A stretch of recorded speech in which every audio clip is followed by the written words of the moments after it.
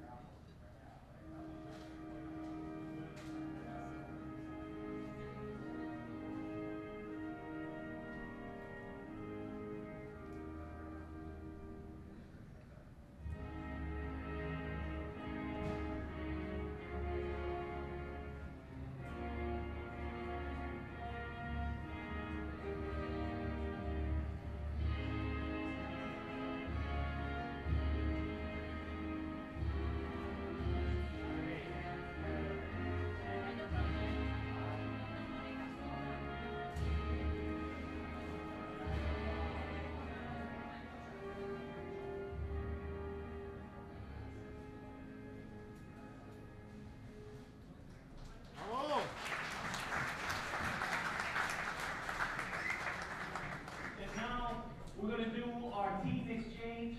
We're going to call up each match together so they can perform the exchange. All right. So George, we got an international trifecta over here. That's right. Right? That's we right. got three countries involved. Yes.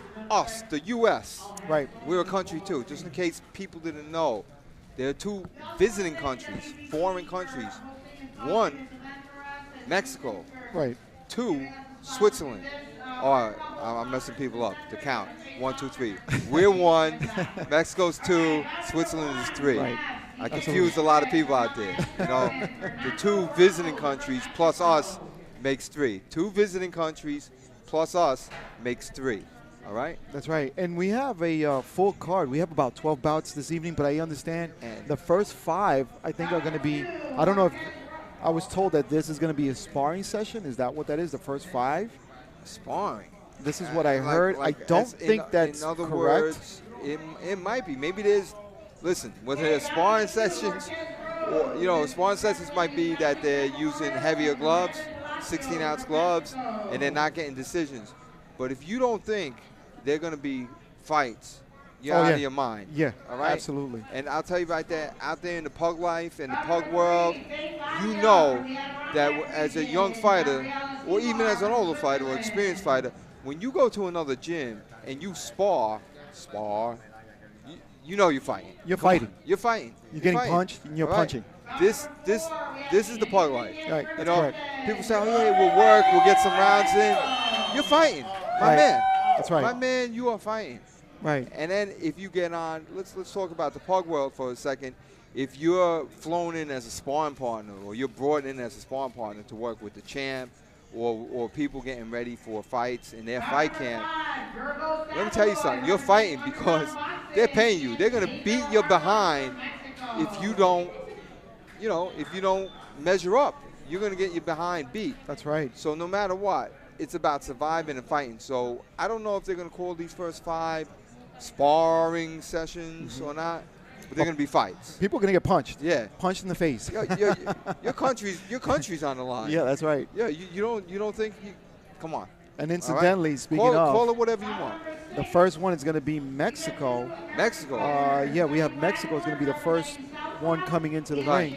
But before they do, we're still as they're doing some of the gift exchanges among the countries. Right. We're going to be just talking a little bit about this. A show of good sportsmanship and ambassadorship. You know, it's fantastic. Yeah. And there's Ray Quadrado in the ring right now. George, in the ring right now, this guy does not have shoes. Is this our American that has no shoes? All right. I don't think he's ready.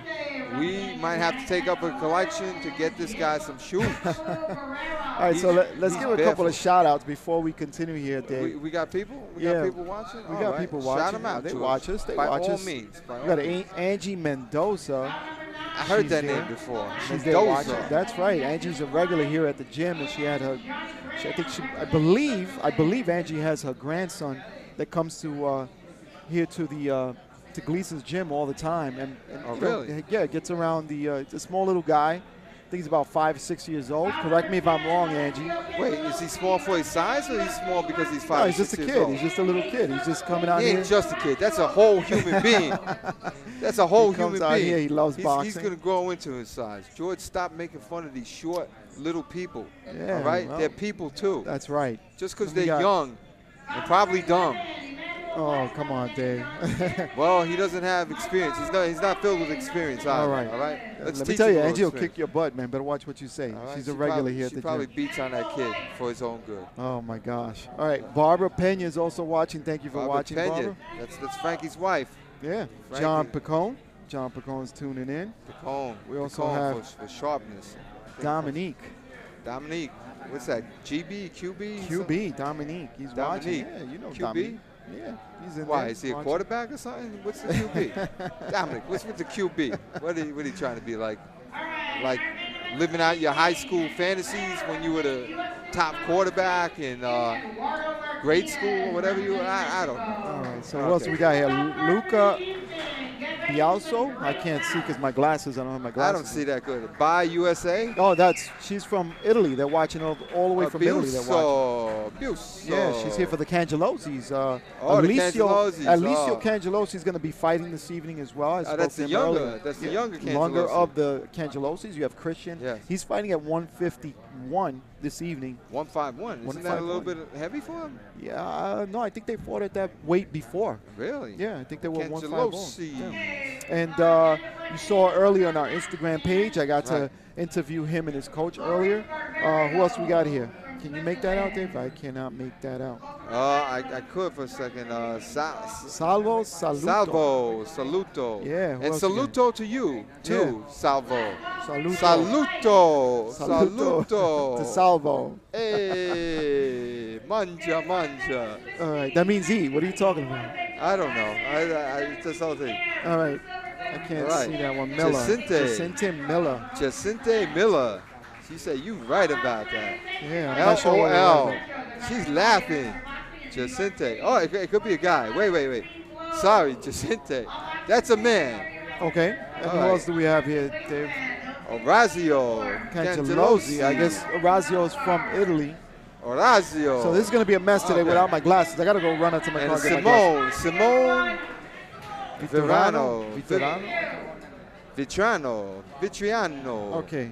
Simone Vitriano. It says something about Veali or something like that. Oh, Dominique is QB from Brussels. QB from Brussels. He's watching all the way from Brussels. I still don't know what QB means. QB, all right. Well, Dominic QB, you're from Brussels. I know. I know. I think it's a female. You think it's a female? female? We're friends on Facebook. Right. And she's watching. Yeah, she's from Brussels. I know Sprouts. My cousin Sprouts is from Brussels. All right. Brussels Sprouts. What else we got here? Who else Not do we just have any here? Sprouts. Brussels Sprouts. There you go. I like Brussels sprouts. Okay. Right. You got Sal de los Santos. Yeah, Sal de los Santos. From the USA. You can't tell with these names. John Picone again. And Canix Wolf.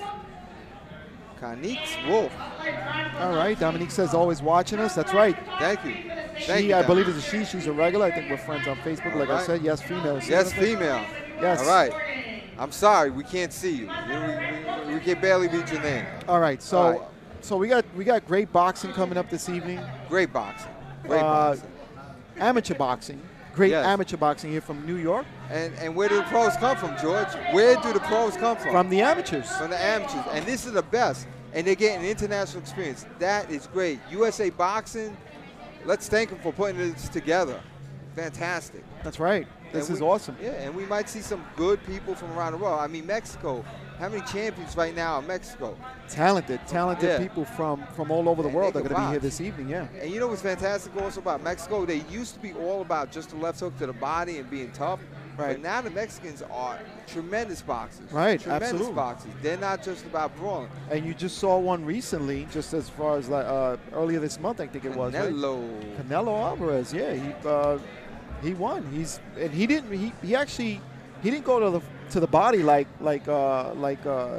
Chavez used to do. Cesar Chavez. He was a big body guy. Yeah, but Canelo went to the body in this one. Oh no, he did. Yeah. He did. And, but he can box, and then he showed some of his Mexican toughness. He came forward the whole time against Triple G. Yes. Who comes forward and backs up Triple G? Not many. He would take a Mexican, I believe. Yeah. He would take a Mexican. But he also did some nice boxing, nice moves. I mean, they weren't the kind of shots that he threw to the body were off moves. They were off moves. They were set up with jabs. It was nice movement. And then when he dipped to the left, boom. You know, like Triple G had to watch out because the right could possibly come. Canelo was doing some nice moves. Fantastic left hook to the body and nice uppercuts. And Canelo ate a few uppercuts too. Yes, he did. Both of them came out of that worse for the wear. Yeah. I mean, they really fought. These guys really fought. Yeah. They met in the center of the ring most of the time. There was not many backing up, and very rare they backed up during that fight. And there were a couple of times that they did. Fantastic fight. Fantastic fight by two pros. Actually, something that lived up to the pay-per-view. Absolutely. Finally. Yes. Yeah. Thank goodness. It wasn't that bullcrap Mayweather, Pacquiao, $700 million.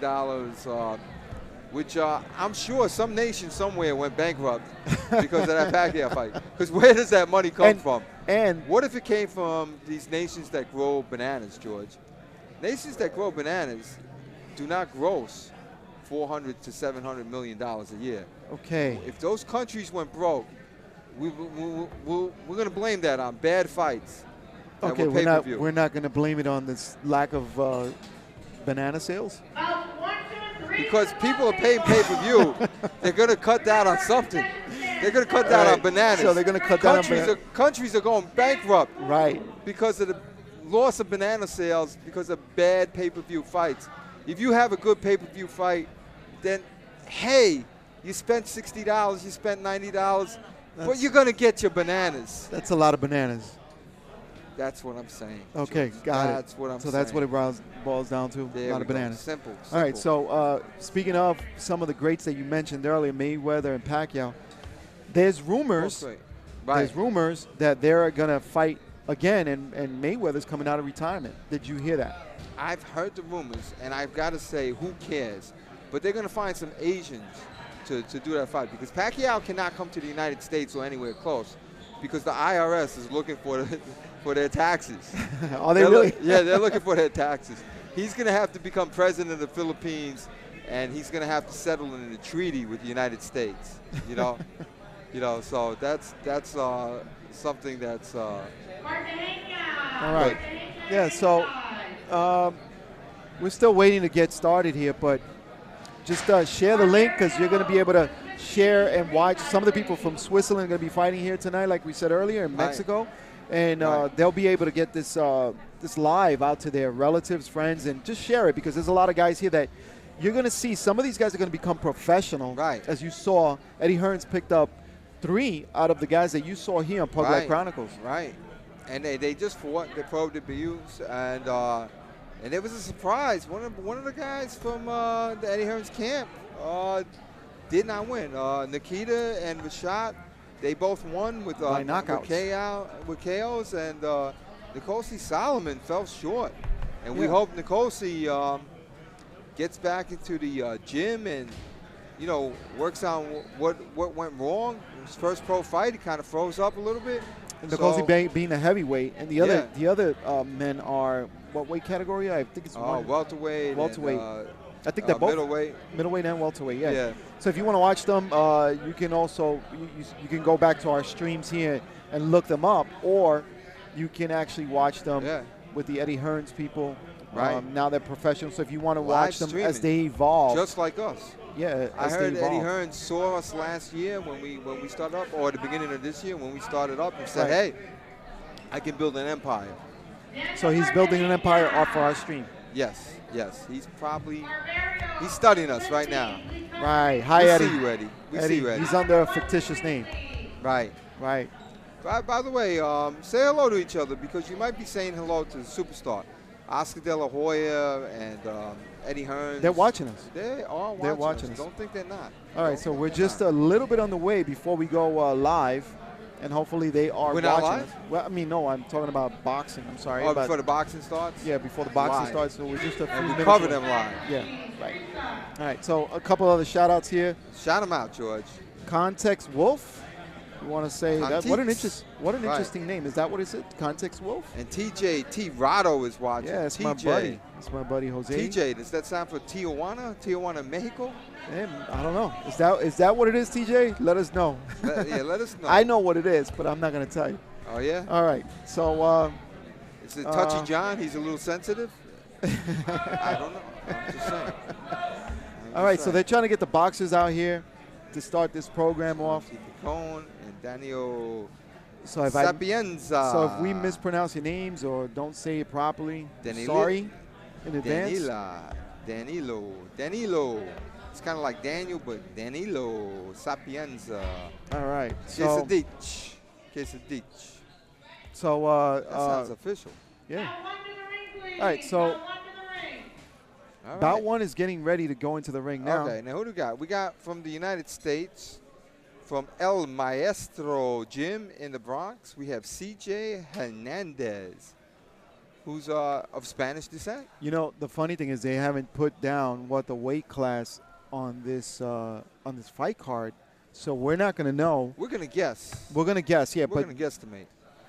More than likely, these guys this is a spar. Supposedly, this is sparring. Yeah, they look like lightweights. I would say lightweights, but I see CJ Hernandez. Oh, I'm banging. Yeah, CJ Hernandez. Sorry, I was banging my pen against my table. Sorry. No problem. All right, and then he's representing El Maestro, the gym Maestro. Okay. And then you also have Fernando Ramos from Mexico. Mexico. And he represents, obviously, Mexico City. Fernando Ramos. All right, so let's get it. The United States is going to be in the red corner, I think, all night, hopefully, to make things easy.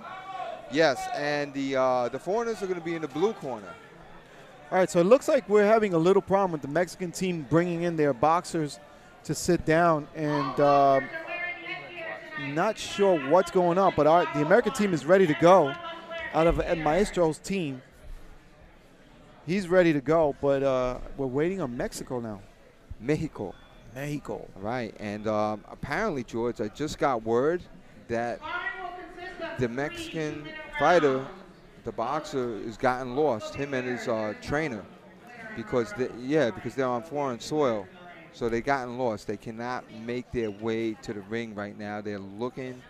Hopefully their GPS will reactivate. Dave, they will come back. Dave, what are you talking about? I'm telling you, they're lost. They're in the gym. They're GPS in their way from the dressing room to the ring. Right. Okay. All right. That's what happens. Okay, so we're just waiting for Fernando Ramos. Let us know where you're from, where you guys are from, and we'll give you a shout out. What do you do? Tell me about yourself. We got people from all over the world watching. Tell me a little something about yourself. Yeah. So we're still waiting. Let's parlay. Me, I'm a pugger, lifer, chronicler. All right, looks like they're waving in the fighter from the Mexican team. I got a friend. His name is George. He likes to work with me once in a while. And here's the Mexican team just getting in right now. Dude. See? And look. The coach is putting away his GPS right now. I was right. They got lost. Yeah, I don't know about that, Dave. Look at that. Somebody's giving him a map right now. It's a paper map. He didn't understand the directions in English, George. All right, so he made his way into the ring. I'm sorry, that's C.J. Hernandez. I'm gonna say that. I'm sorry, that's Fernando Ramos. I'm sorry, that's Fernando Ramos in the blue. It's easy to get confused, George. They are both Espanol names. Okay, so they're calling it sparring, but get ready for it. All right, so it looks like they're wearing 16 ounces gloves, George. Those gloves look a little bit big. It's still a fight. Country pride is on the line. All right, Mike Delaney just checked in. What's up, Mike Delaney, Michael? And Julio Hernandez, he says he's also from Mexico City, but he was raised here in Spanish Harlem. So welcome to Pug Life Chronicles. Share the link so that way your family can watch it and friends. Okay. And here we go, Beautiful. round one. Okay, so United States in the red is opening up with serious jabs, and if you don't think this is a fight, you would be mistaken. So Mexico also firing back with a couple of some jabs, trying to throw a straight right.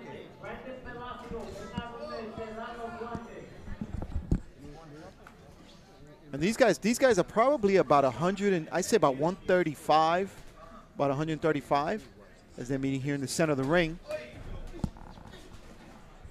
Nice exchange there by USA and Mexico. Right, and looks like how good was that exchange, George? Not bad, but it looks like so good that the headgear got knocked off a little bit from Mexico. That's Fernando. So a little equipment malfunction there, and we'll see. Yeah, we're sending them back to the neutral corners, and now they ready to set off again. Right. And the jab, nice jab by Team USA, Fernando. Right. And what I like about Fernando is he's negotiating his distance well. This is how do you handle the distance negotiation country? He's got to stay in. Mexico wants to come in. Fernando Ramos says, I want to make it an inside fight. But, you know, Fernando connected there right in the corner, and then he was miring his work and got caught in the exchange because he just stood there looking. And he did let CJ spin out. CJ's in the red. And CJ is a nice moving footwork kind of guy. I like the way he's negotiating his distance and just trying to stay just outside the distance, right? If you look at Fernando Ramos in the blue, he wants to come in and throw those hard Mexican body shots that the Mexicans are famous for all over the world. And he connected there with a nice straight left right to the body. Fernando Ramos in the blue. And CJ in the red is still negotiating his way on the ropes. Oh, he got caught with a nasty little uppercut right there. Now, that seemed like, what, that was a 2-minute round? No, that's got to be a 3-minute round. Oh, okay. It seemed a little longer than some of the rounds that we've seen with some of the amateurs. Right. But, yeah. Or a little shorter. A little shorter, you think? I don't know. All right, so. Yo no sé. All right, with the Spanish. Every once in a while, I got to get a phrase. I got to get it in there to get points. It's smoke and mirrors, George. I'm just trying to show. All right. Hey, by the way, is this thing on? I'm trying to show. Yeah, oh, my gosh. Yeah, it's on. It's on. All right. And we got Angelo Di Giovanni watching, Nunzio, Medania, Savo Saluto again, showing love. Greg Bryan is watching, too, with the thumbs up. How you doing, Greg? Is it Greg or is it Brian? Why do you have 2 first names? What's wrong with you?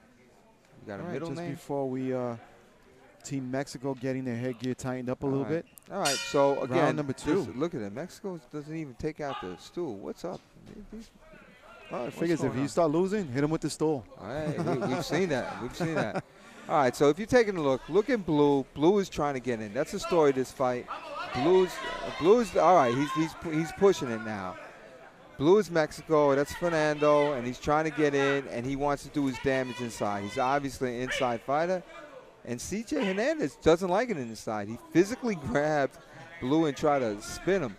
So now, to keep that distance, CJ Hernandez is going to have to move his feet, and he's going to have to make him respect his jab. And I'll tell you what, George, CJ Hernandez is not throwing a real good jab. He's throwing slapping type hooks.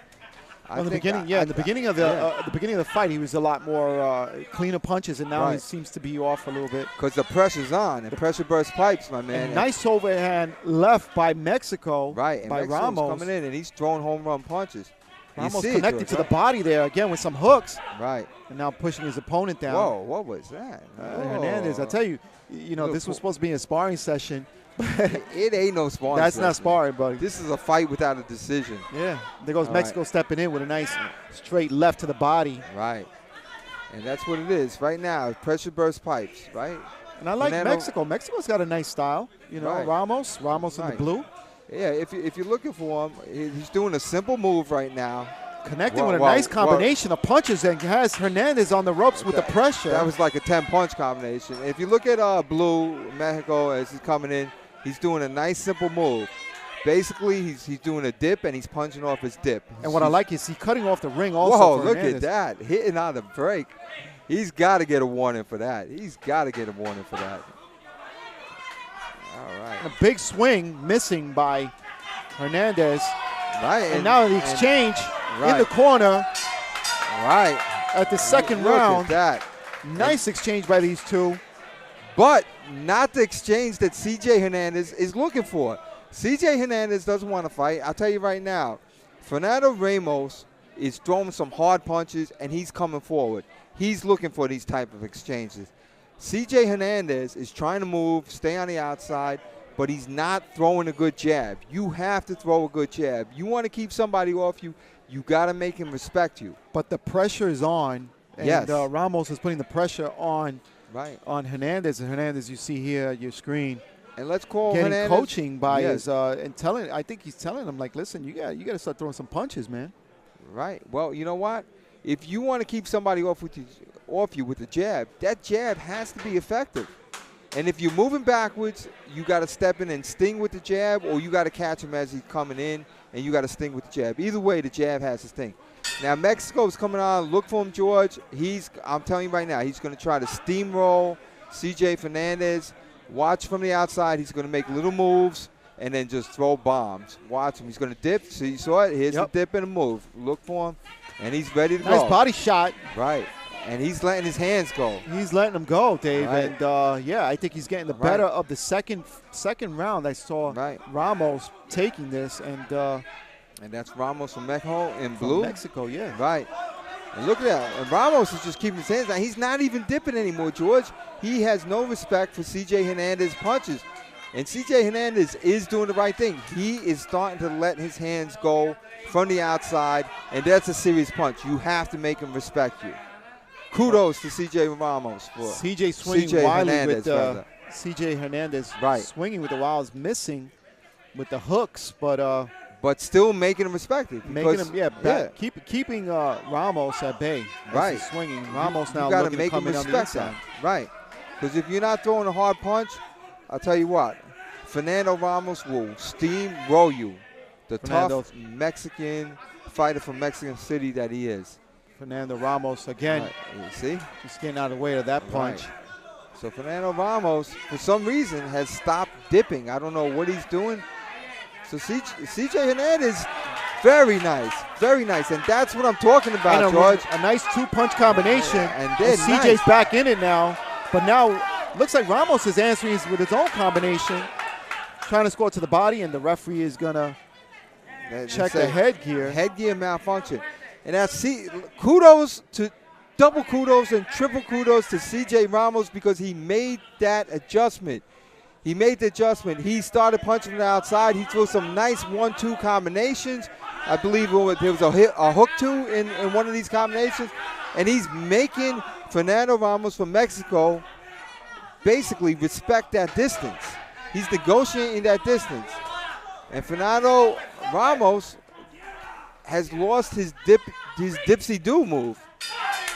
And there's the end of the third round. Nice fight by these two young men. Oh, I'm so impressed, George. I am so impressed. That was very interesting. The adjustments that were made is unbelievable. That was good.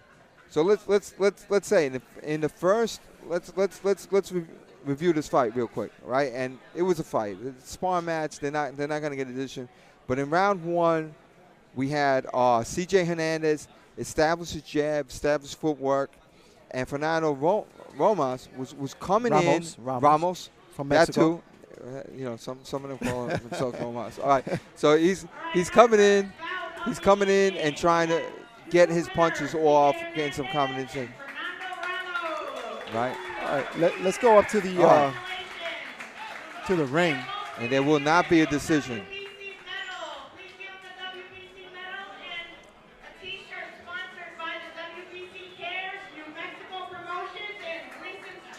All right, the way we saw this, as they get their medals and T-shirts, this was a sparring session if you're just tuning in.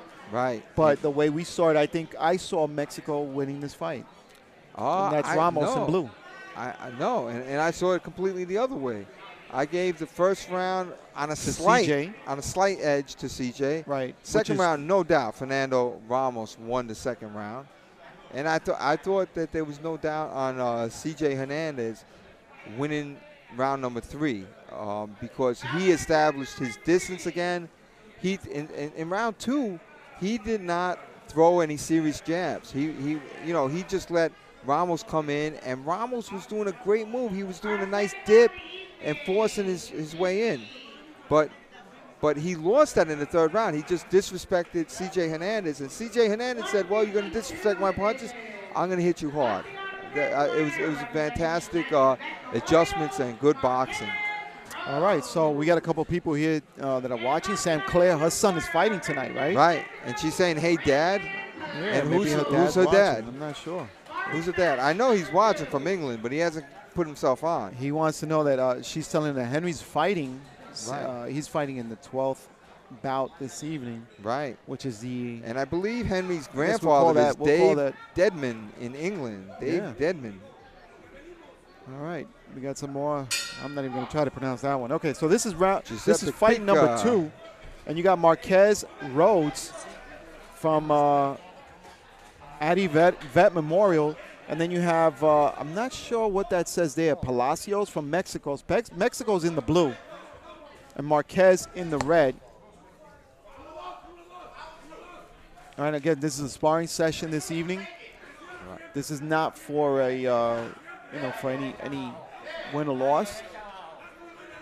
Right, and Marquez, Rhodes is throwing a nasty elbow on the Mexican who was bent over. Palacios. Yeah, it was trying to. Is Brandon get Palacios, is it? Is that Brandon Palacios? Oh, Brandon Palacios. I'm sorry. No, Brandon Palacios is in blue from Mexico. Right. And you got Marquez Rhodes in the red. Brandon Palacios. Oh, my God. I'm not sure the writing on this fight card. Wow. And I tell you what, Mexico, you can see that the Mexicans are trained by the same trainer to me. They're on their front foot, and they're looking to come in and really let their hands go hard, very hard. And Marquez Rhodes, I tell you what, he's a good-looking athlete. He's got the right frame. Let's see if and he's throwing some nasty punches from a tall frame, and he ducks under a punch. Very flexible. Very flexible. And I'll tell you one thing, he's also very aggressive in this fight. Oh, did he just switch to lefty? Yes, he did. Yes, he did. Trying to confuse our Mexican fighter with the righty-lefty conundrum. And he's back on righty. And here's Mexico. Look at him. He's on his front foot. He's in his distance. If he gets his right distance, he's letting his hands go. That's how these Mexicans fight so far from Mexico City, if you watch him. He's looking to jab his way in. If he gets in enough, he's gonna let both hands go. A nice movement by Rhodes, getting out of the way of those punches right there at the end of the round. It's very interesting what's happening so far. Yeah, Rhodes has some good footwork. He's got some good hands. He's fighting on the inside. He's showing a lot of.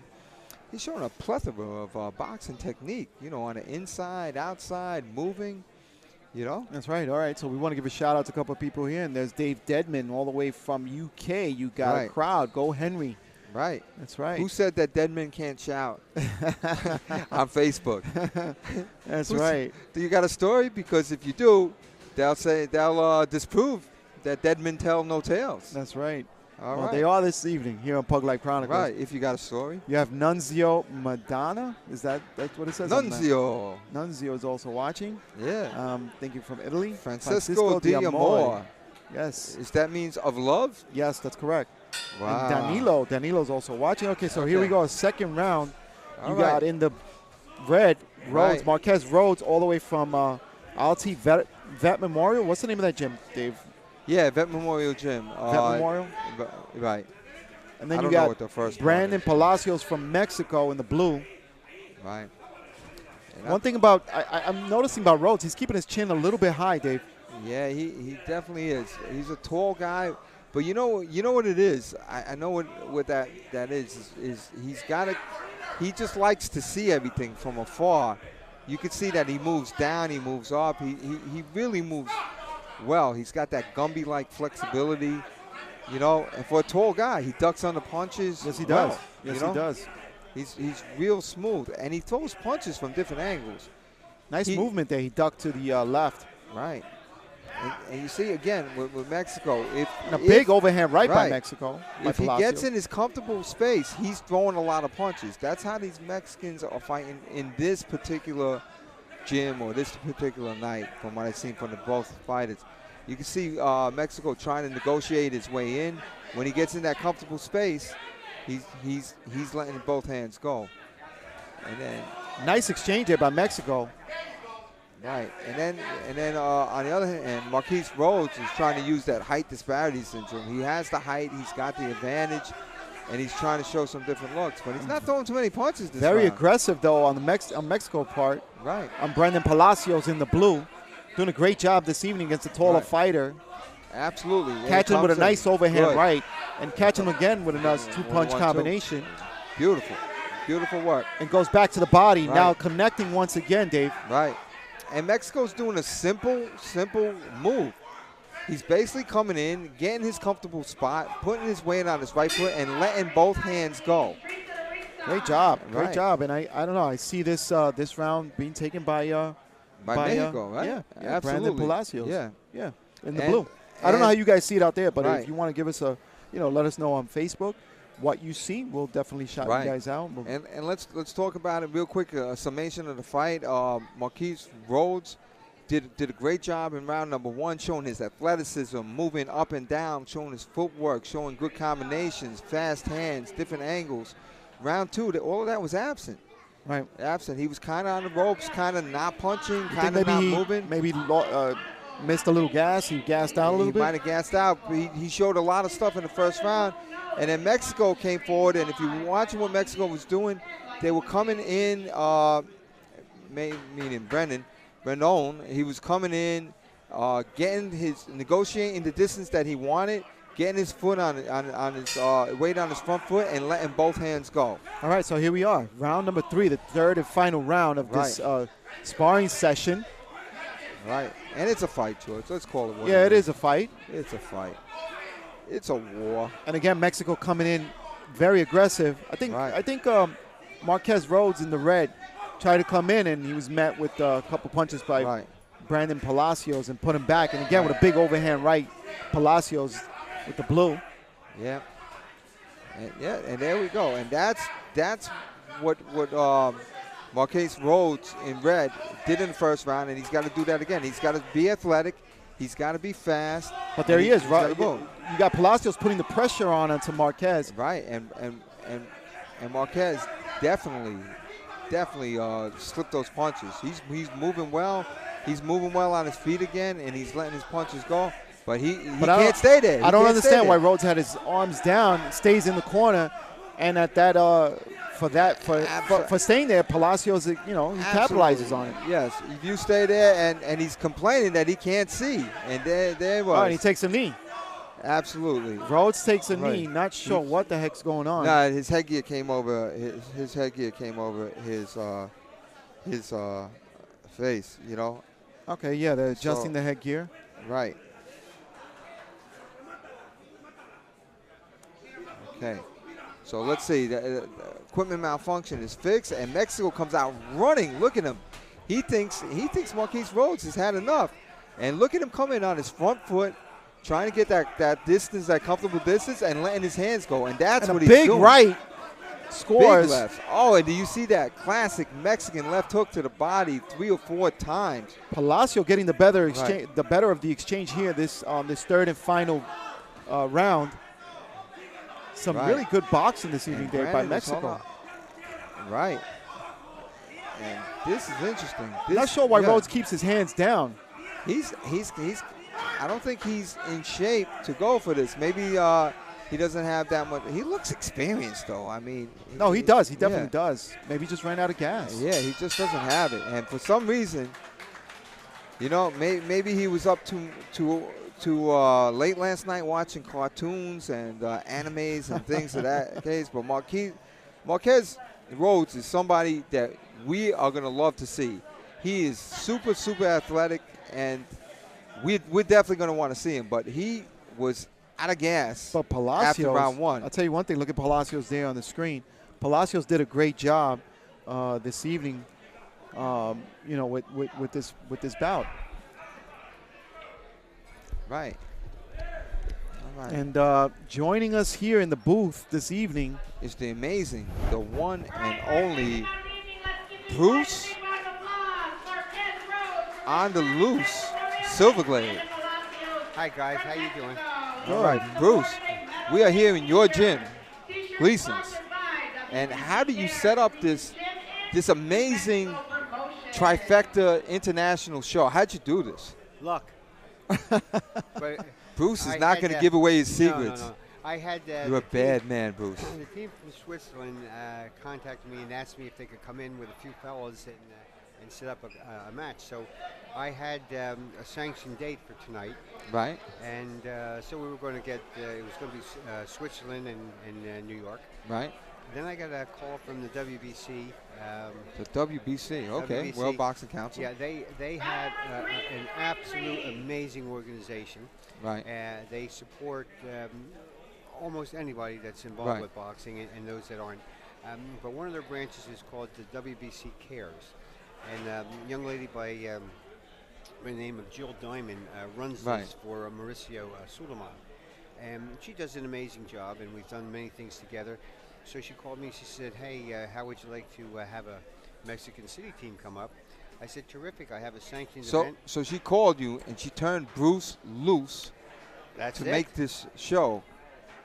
That's it. Go ahead. I like it. So, it turned out that it all coincided, and tickets were taken care of, and hotels were Wow. taken care of, and we have three countries fighting tonight. Because the hotels were taken care of because Bruce has juice.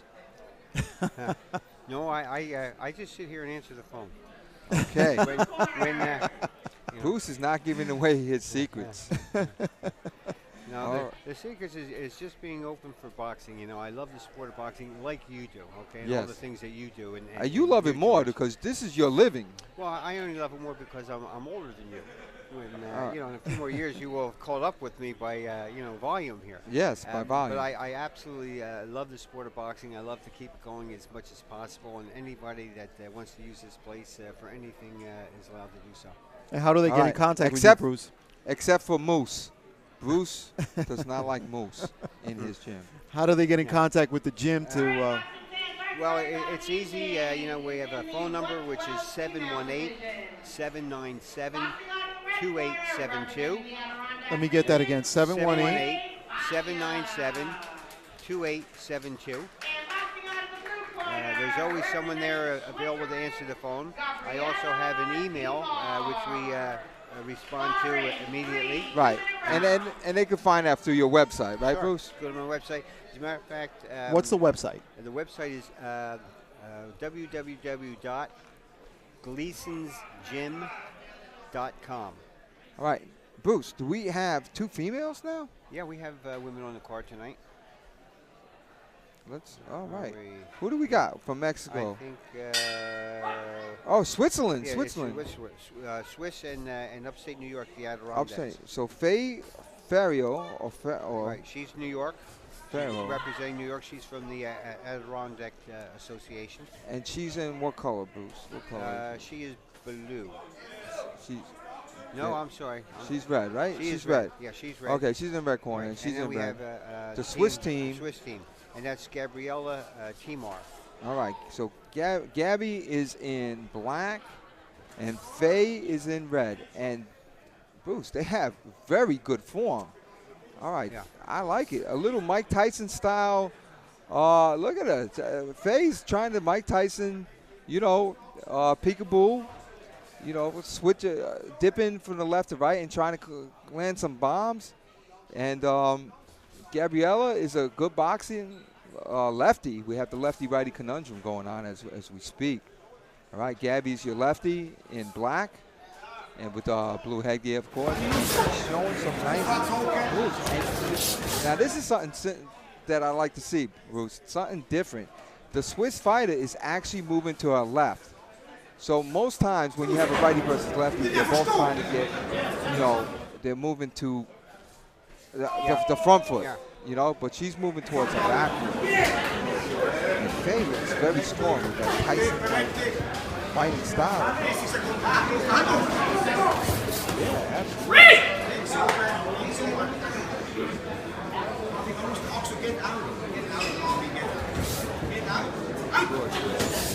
Yeah, I'm here.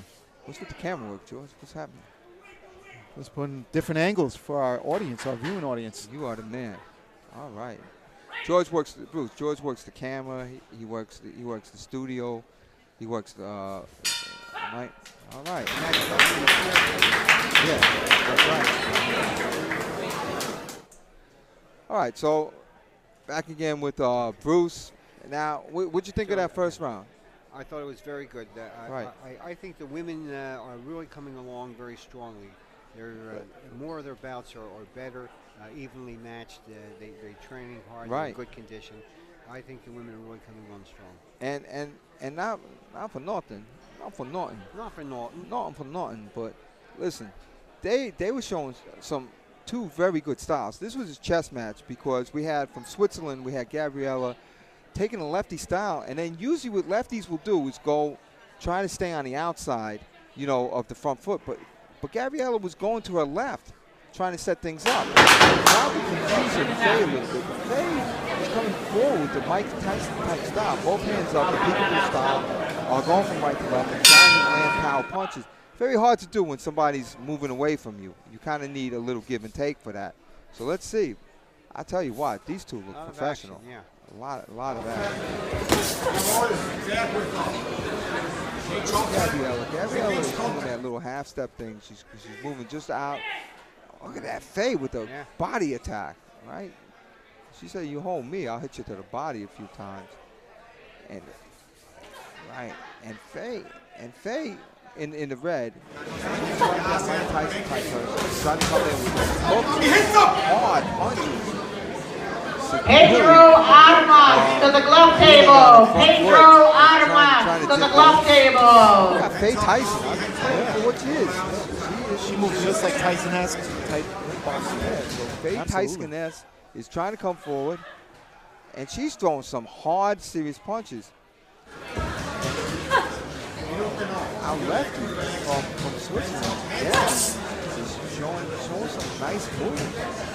Trying to box on the outside. Nice exchange there. Flicking some punches, absolutely. She got Faye's attention, Faye Tyson, that is. I know her name is Faye, but I'm going to call her Faye Tyson. Yeah, because she's trying to look at her go.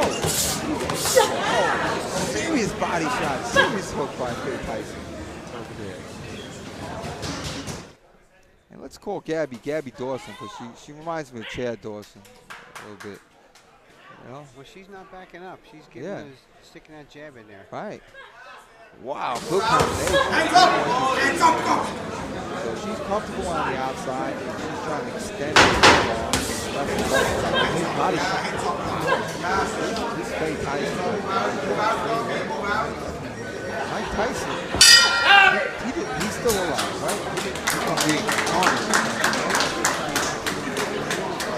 right? That's right. Mike Tyson might have let some of his spirits go and got reincarnated, I tell you right? what, Mike would be very proud if he was here tonight. He loved these shows. He's being emulated. He's being copied. That's right. I'll tell you, he might be watching us here on PuglifeChronicles. Right. You never know. Mike Tyson has just been emulated. We have a Bruce Deuce. In other words, we have a second Mike Tyson coming out in Faye Faria, or whatever her name is. I can't pronounce it. I'm sorry.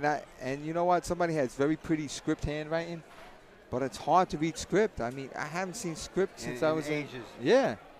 It's beautiful handwriting, but I can't read it. You know?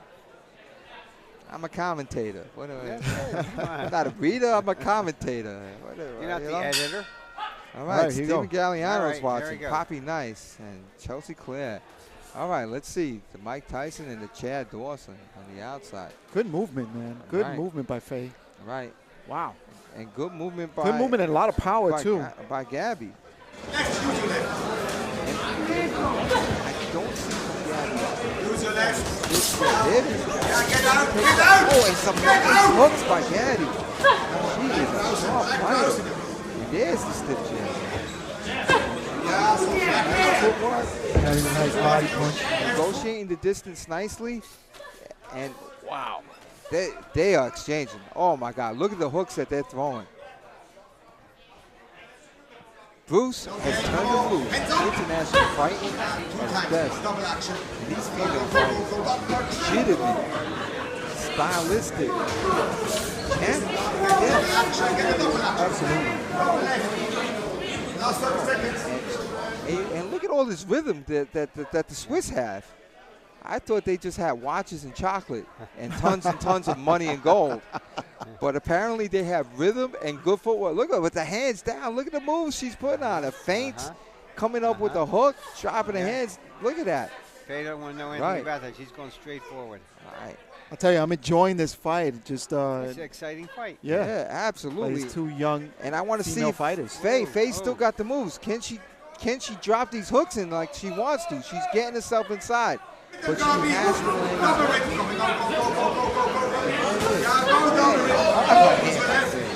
She put her body into it. Let's see. Faye seems a little bit tentative now. She's got the moves, but she's not. Maybe you might work. Faye Tyson is coming in with the Tyson-like moves. Wow, a hard left. That is some really good boxing. Yeah. That is some really good boxing. Bruce has turned him loose. Wow. Wow. That's a hard one to score. And a nice applause, too, by the crowd. I'll tell you one thing that they didn't call. A truce. No truce out there. No truce. No truce. Not when Bruce is around. Bruce don't do You guys are boxing. Oh, yes. The NYPD boxing team is doing a boxing team holiday party. I believe you're doing a show on the same night. Yeah, unfortunately, it's the same night. Right. You guys over my place. That's right. We got different crowds. Bruce. I'll tell you what, the more boxing, the better we are. Absolutely. No such thing as competition. Well, I'll tell you what, if anybody thinks that they want to see good boxing show, they this is a group of fights offering best in the world right now. A lot of people say it's going to change, a lot of people say it's broken. Bruce, what do you think it is? I'd say the pound for pound best right now is oh my God, I lost. Is Deontay Wilder? Because I'm looking forward to that fight. Because Deontay Wilder has knocked everybody out that he's ever faced as a pro. Who's done that in the history of boxing? Not only that, in the last fight that he had with Ortiz, he showed heart. He was out on his feet. Right. It was a hell of a fight. And he was out on his feet, and he came back and won. Right. Stopped Ortiz. And boy, that showed a lot. Absolutely. Absolutely. So you're talking about, that's another thing too. To be a pound for pound, you got to show, what do you do under duress? Does stress burst your pipes? Yeah. You have to have confidence in yourself and your corner. Who's screaming like that? They're celebrating Sonia Lamanakis. I'm sorry. They're celebrating her birthday. Her birthday? And they gave her. Who keeps yelling like that? They That's sound like Ray they're swinging. That's Ray. He sounds like he's swinging on a vine. He sounds like Tarzan. He keeps going, That was Ray Quadrado. Ray, calm down, Ray. All right? It's a birthday. She's had some before. Once you're over 21, stop celebrating your birthday. You're going downhill. All right. She needs some kudos, though. Okay. Let's give her the kudos. New York City school teacher, female heavyweight world champion, runs this boxing program. President of amateur boxing. Yeah. Let's give her, let's celebrate her birthday. I can't do it like Ray does. Happy birthday. All right, so this is going to be the fourth bout of the evening, right? Is that? Yes. Mexico against Mendez. Mendez is a great gym out of the city of New York, and let's see how their fight is going to do. Andy Dominguez, we've seen him before in these tournaments. He's in red. And we got the righty-lefty conundrum in blue.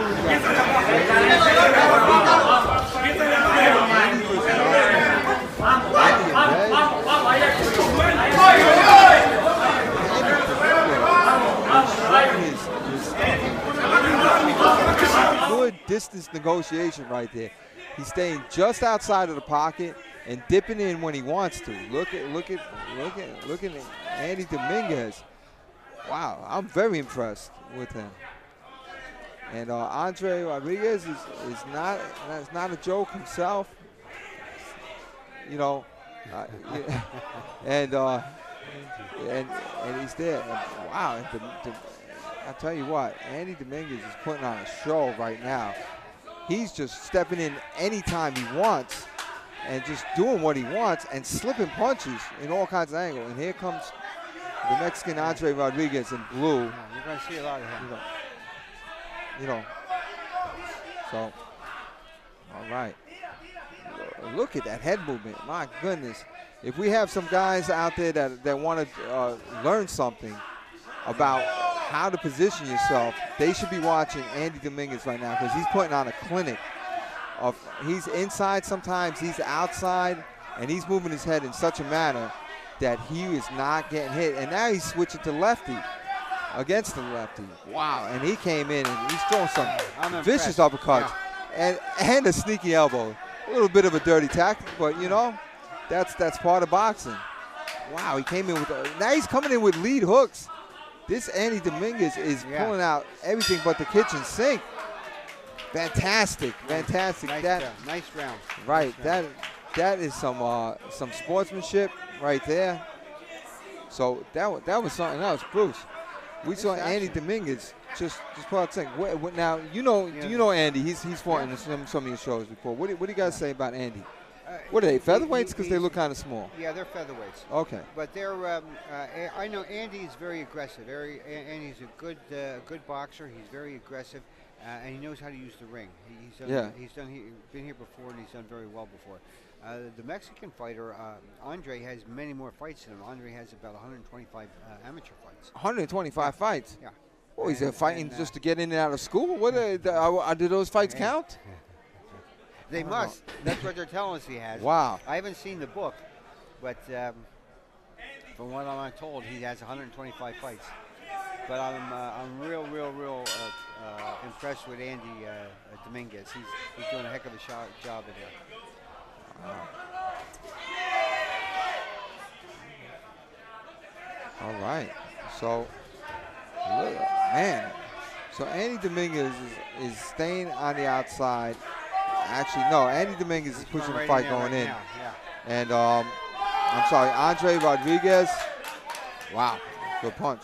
Andre Rodriguez is trying to stay on the outside and negotiate his distance. Andy Dominguez is pressing the action, coming in, and really making amazing moves on it. It seems like anytime he wants, he just sits on the shoulder, on the right shoulder of Andre Rodriguez and throws right uppercuts. If you want to take a look at that, let's see if he does that again. All right, so Andy Dominguez is coming in, comes in with the lead left hook, and really he's wherever he wants to be. Yeah. And here it comes again. He's on the inside, he's on the outside, and he's coming in on the inside. Big overhand right, and the Mexican fighter is not giving up. He's been in fights before, and he's letting both hands go. You know, he's not giving up, and he's not being overwhelmed either. He's definitely being hit, but he's not being overwhelmed. He's fighting back. He's letting his hands go. I'm waiting for him to come on, but Andy's not letting him. Andy's, right. No, Andy's way too good. Yeah. Oh, nice try.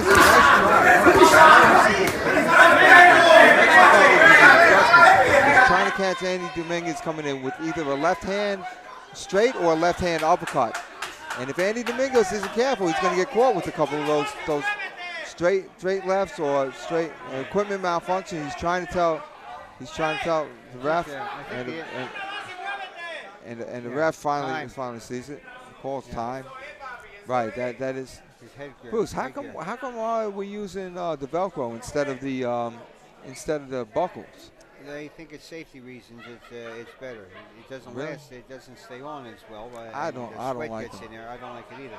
But, I like the buckles. They're trying to get rid of the buckle. They're trying to get rid of the buckle. They don't want the metal strap. They didn't have to do a better job.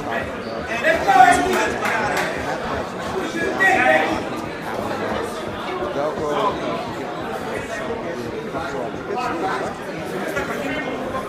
Loosen it up. Yeah. It doesn't have to. It just be the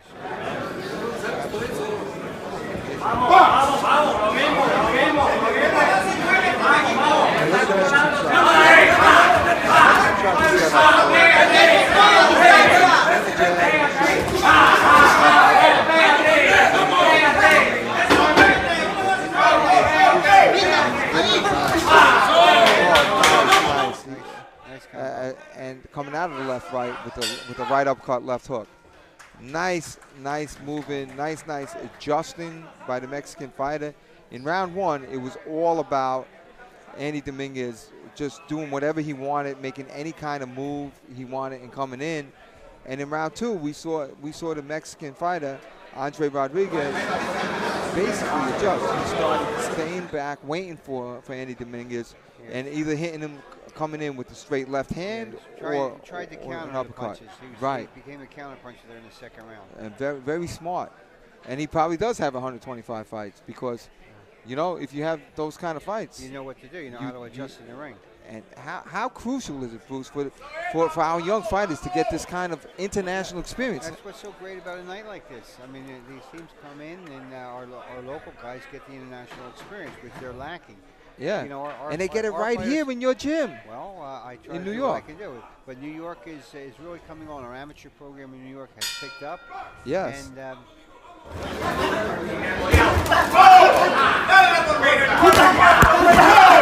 I don't know if he's turning righty. Yeah, Mexico has turned righty, and I don't think that's a good move because Dominguez landed a couple of nasty left hooks and overhand rights. And I don't. Yeah, Mexico's back to left.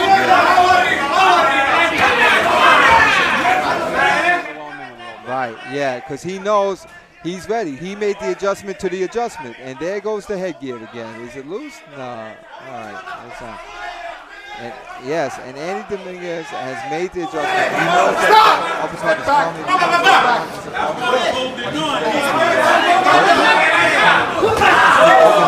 There it is again. And again with the overhand right. All right. Right, and look at his moves. Oh, and Mexico comes in with a 9-punch combination. Yeah, Andre's fighting back. He's not taking it lightly. No, he's still coming in. Oh, and there's Andy Dominguez is coming in with his right hand, and he's doing something he did in the first round. He's sitting on the shoulder and throwing nasty uppercuts. He's sitting on the shoulder of Andre Rodriguez.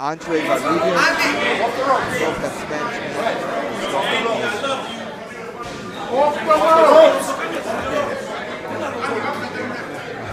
So Andy Dominguez did it. It's a nice little move that he's doing in the first round. It's a nice situation type thing. He's sitting on the front shoulder of Andre. And once he gets on the front shoulder, look for those right upcuts. Once he gets comfortable inside, you see those upcuts. There it is, there it is, there it is, there it is. You see it. You see it. He's sat down and that vicious overhand right. Andy Dominguez is putting on a clinic. If you're out there watching, look for what Andy Dominguez does. He's coming in with the overhand right. He's going to sit on the front shoulder and let those uppercuts loose. There you go. Here's an uppercut. He's sitting there with both hands. There you go. And I see a mouthpiece come out. All right, somebody's mouthpiece. It's Andy Dominguez. He's so many uppercuts. It is Dominguez. All right, sorry. He got hit with that uppercut. Is that right, Bruce? This is a one-sided fight right now. Right now it is, right. Yeah, Andy Dominguez, you've seen him here on Puglifechronicles a few times. And, right, that was a beautiful, beautiful fight. Yeah, excellent fight, excellent. And that's great experience for the Mexican fighter because they didn't see it. Sure is. So if anybody's out there in Mexico and they understand my English, they can get a translator. I'm going to tell you what Andy Dominguez did. He made the adjustment in round number 3. He made the adjustment in round number 3. He came in looking for the counters, putting his head to the side, coming in with the overhand right and sometimes varying it with the straight right. Once he got comfortable on Andre's front shoulder, his right shoulder, he's lefty, Yep. he came in with uppercuts on both sides. All right, in our fourth match of the evening, we have two champions, Andy Dominguez and Andre Rodriguez. Both winners this evening. Thank you again to the WBC Cares, Gleasons Gym, and New Mexico Promotions for their t-shirts. Run it to your office. That's not a farm run, is it? No, not at all. All right. I want to thank Mauricio Suleiman from the WBC for bringing up the team and putting on this nice show for us. Suleiman, we thank you. And I want to thank you guys for doing once again a great job here. Don't take us. Don't take us. That'd be one too many thanks. Talk to you please. later. All right, thank you, Bruce. All right, Bruce. Thank you. So that's Bruce Everglades. Bruce Everglades. I like that. Like the Florida Everglades. Yeah. It's Silverglade. Silverglades. I'm sorry, Silverglades. I'm sorry. Listen, I'm juggling a bunch of things here. You know, if you folks can't see what's going on, you can't see what's going on. I am running. I'm using the camera. I'm doing the sound. Yes. I'm trying to bring a program to you guys. Right. So yeah, it's a little tough sometimes. And all I'm doing is make fun of him. But you know what? In Florida, you know what they say when the when the Everglades gets old, what do they say, Dave? call them Silverglades. Silverglades, there you go. Because they get a touch of silver, just like Bruce. And I got my Bruce glasses Silverglade. back. I got my glasses back. George can finally see. I had to run out to my car and go get my glasses, so now I can see. All right, and we got some big boys getting in the ring. These boys are big. Okay, Yes. in the red we have Gergo Savali, and he's from Underground. He's in the red. Oh, big. Right, and I think we've seen, yes, and if we see, if Savali Gergo from Underground, and then Pedro yes, Armas from Mexico in the blue. But some big shots Oh, and and knocks down Armas. Right. Armas from Mexico in the blue. But some big shots Oh, and and knocks out. he is from like Hungary or something like that. He's a champion over there, and he's a big hook throwing guy. We saw him win the Ringmasters tournament in the Open. Now, did they even count that as a 10 count? No, it's an 8 count. 8 count, I'm sorry. And in Mexico, we have Pedro Armas, and Pedro Armas is in a little bit of trouble here. And because these boys are throwing hard. Gergo Savali does not know how to throw, a soft punch. Well, actually, maybe he is. Maybe he's pulling back a little bit, letting Mexico try to recover a little bit. Yeah, I think so. He's not pouncing on him. Good sportsmanship by Absolutely. Gergo. He's not letting go with those crazy hooks anymore. Throws a nice right hand. Right. But he's letting Mexico get his bearings back. Yeah, he's not looking to hurt him out here. He's just looking to get some timing in the ring. Right. And Gergo with that big right hand knocks down Armas, and it looks like Armas is a little reprehensive of coming in, and you know why, and he's hanging on, gets caught in the exchange. And that's Pedro Armas in blue from Mexico. Pedro Armas, he's definitely a little shook. And Gergo Savali is, in the spirit of good sportsmanship, is pulling back a little bit and letting this become an actual sparring session. But he's showing some beautiful head movement as he's doing it, So that was really good. And George, I just got news. Henry Clare, has got an epiphany. He's got a realization. He's got something clear, and I've helped him.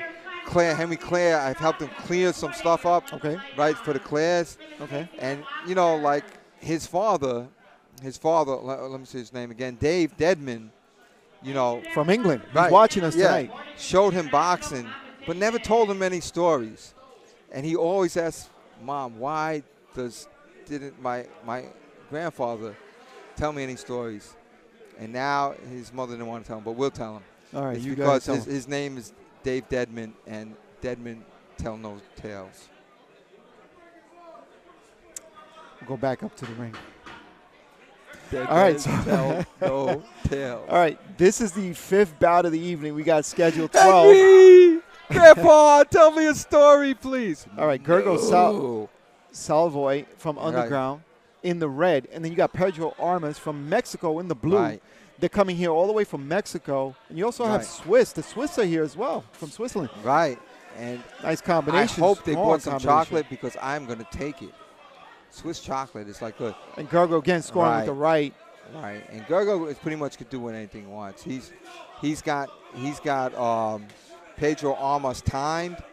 And this is something that's really something that fighters have to do. So Pedro Armas right now is basically nervous. You have to overcome your fear and not have it in your mind that this guy could time you. You have to still jab. You have to adjust. And this guy is basically eating you up right now. He's got you timed, but now you have to throw punches, and you have to throw them seriously to do it. Because if you're down in a fight, you're gonna lose. Another right held back by Gergo. Gergo holding back his punches a little bit. He let go with the body. But he's letting them go somewhat, but you could see that they're not with the same ferocious intensity that they were in round number 1. And if you look at Gergo, he's a really strong man. I mean, you look at his legs, there's a lot of power. Definitely related to some sort of beastly reptile of some sort, in his family tree. Some lizard crawled up that family tree and inserted himself in his genes because That Gergo is one strong man. And you see reptilian-like. You see Pedro Armas just going through the motions right now. Just competing here. And I'm gonna let somebody we know in our circles come. His name is Q, and that's short for Q Dog. Q Dog. How you doing, Mr. Q Dog? And you're a trainer at which gym again? John's Gym in the Bronx? Gym, located in the Bronx, yes. Okay. So you came over here, and what are you doing? You like selling stuff, or what are you doing? No, I'm not selling stuff. Actually, my guy got the 11th bout, Emmanuel White. Emmanuel White? Yes. Is he a black dude? Yes. I'm just checking. So he's black and white? No, he's straight black. I heard they call him. He really is. All right, he really straight is. black? Yes. But he's black, but he's white? No. But when he hit it, Didn't Michael Jackson do a song about that? Yes. All right. Not only right. him, Am I crossing lines? Am I crossing racial lines? You're all right. You're all right. That's okay. All right. I'm just saying. All right. So that's great. How great is it, Q, that your people are getting what you call it, international experience? It's good, especially at a level like this. It's very good to get to, because they understand, like, it's not about power, it's about punches connected. Okay. So they understand the point system and everything like that, where they get knowledge of it. So it's very helpful. Now, as you're saying that, you have to eat your words, because Gergo over here is like all about power. Yes, he is. And he don't care. Yeah, but he's been holding back. He's been holding back. Right. He's not right. He's not going in there. Right. But well, that's scary right now. He's throwing some nasty. Now balls. he's right. Good movement too. He can take that guy out if he wanted to. He was holding back a lot. Yeah. And Gergo, and again, he's showing it. He's showing his good reptilian type moves. He's part reptile. We have established that. Yeah. I have a picture of his family's tree, and there was a lizard in the tree. A Komodo? Right. Yes, it was a Komodo lizard. It's a Japanese lizard that has caught in its tree, and people say, why is that lizard on the tree? That lizard is part of the family tree. Man. Gergo has all kinds of moves. Wow. Now, Q, we were just saying how, like Armas, is that Armas in the blue? He has to overcome this guy. This guy's showing him that he's got him time, but you have to overcome it and throw those punches anyway, right? See, he's not committing to his jab. See? Right. He's scared. He's not committing to it. Right. Once he starts committing to some of those punches, maybe he'll get a different result. See? Right. So he's fearing there's the power. zero. Yeah. Right. So he's not committing himself. Right. So so anybody could slip those punches right now. Exactly. If you're not throwing the punches, there's no fear in Gergo. He could act like a reptile right now, like that kimono lizard that you called out. But it's more like the gecko.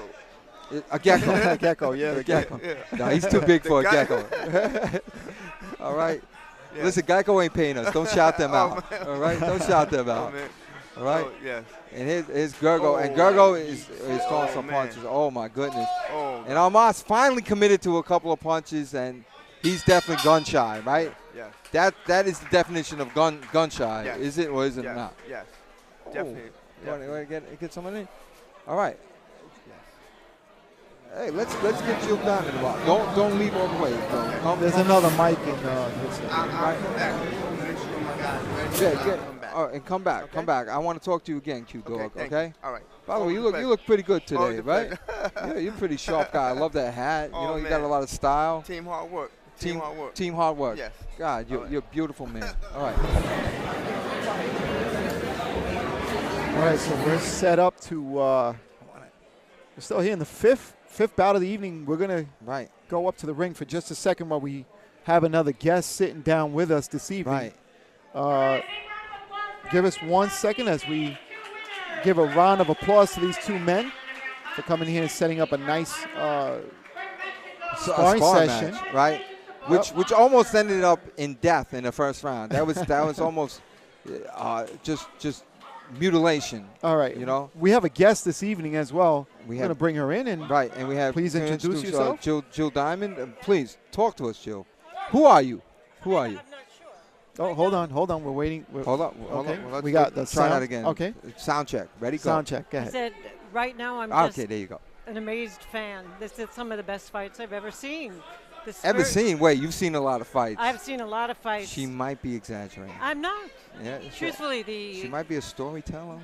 I could be. But introduce yourself. Who are you and what do you do? Yes. Talk to us. I'm with the World Boxing Council. The WBC. The WBC, representing Mauricio Suleiman. Okay. We brought in these wonderful young people from Mexico to fight tonight. And that is a fantastic thing to do. Fantastic. And thanks to Sonia and Ray and Bruce at Gleasons. You actually made a it show. Possible. And they've never been to New York before. Right. Wow. So everything is like candy in a store for them. Sure. It's an amazing experience.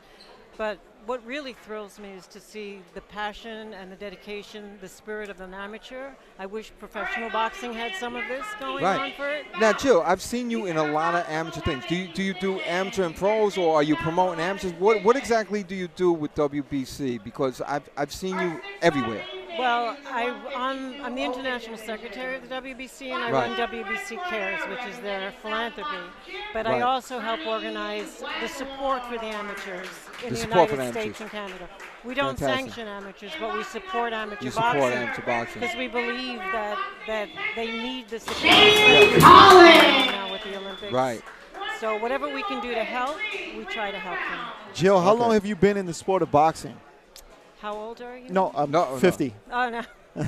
Since 2005. Since 2005. Yes. I started with the women when the WBC became the first big organization to sanction women. Because I believe I saw you some time ago.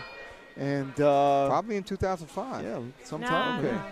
All right, so let's go back to the action. We have Sammy Waghorn or something like that. Waghorn from South Box. He's in the red. And this one is actual fight. And he's boxing Shane.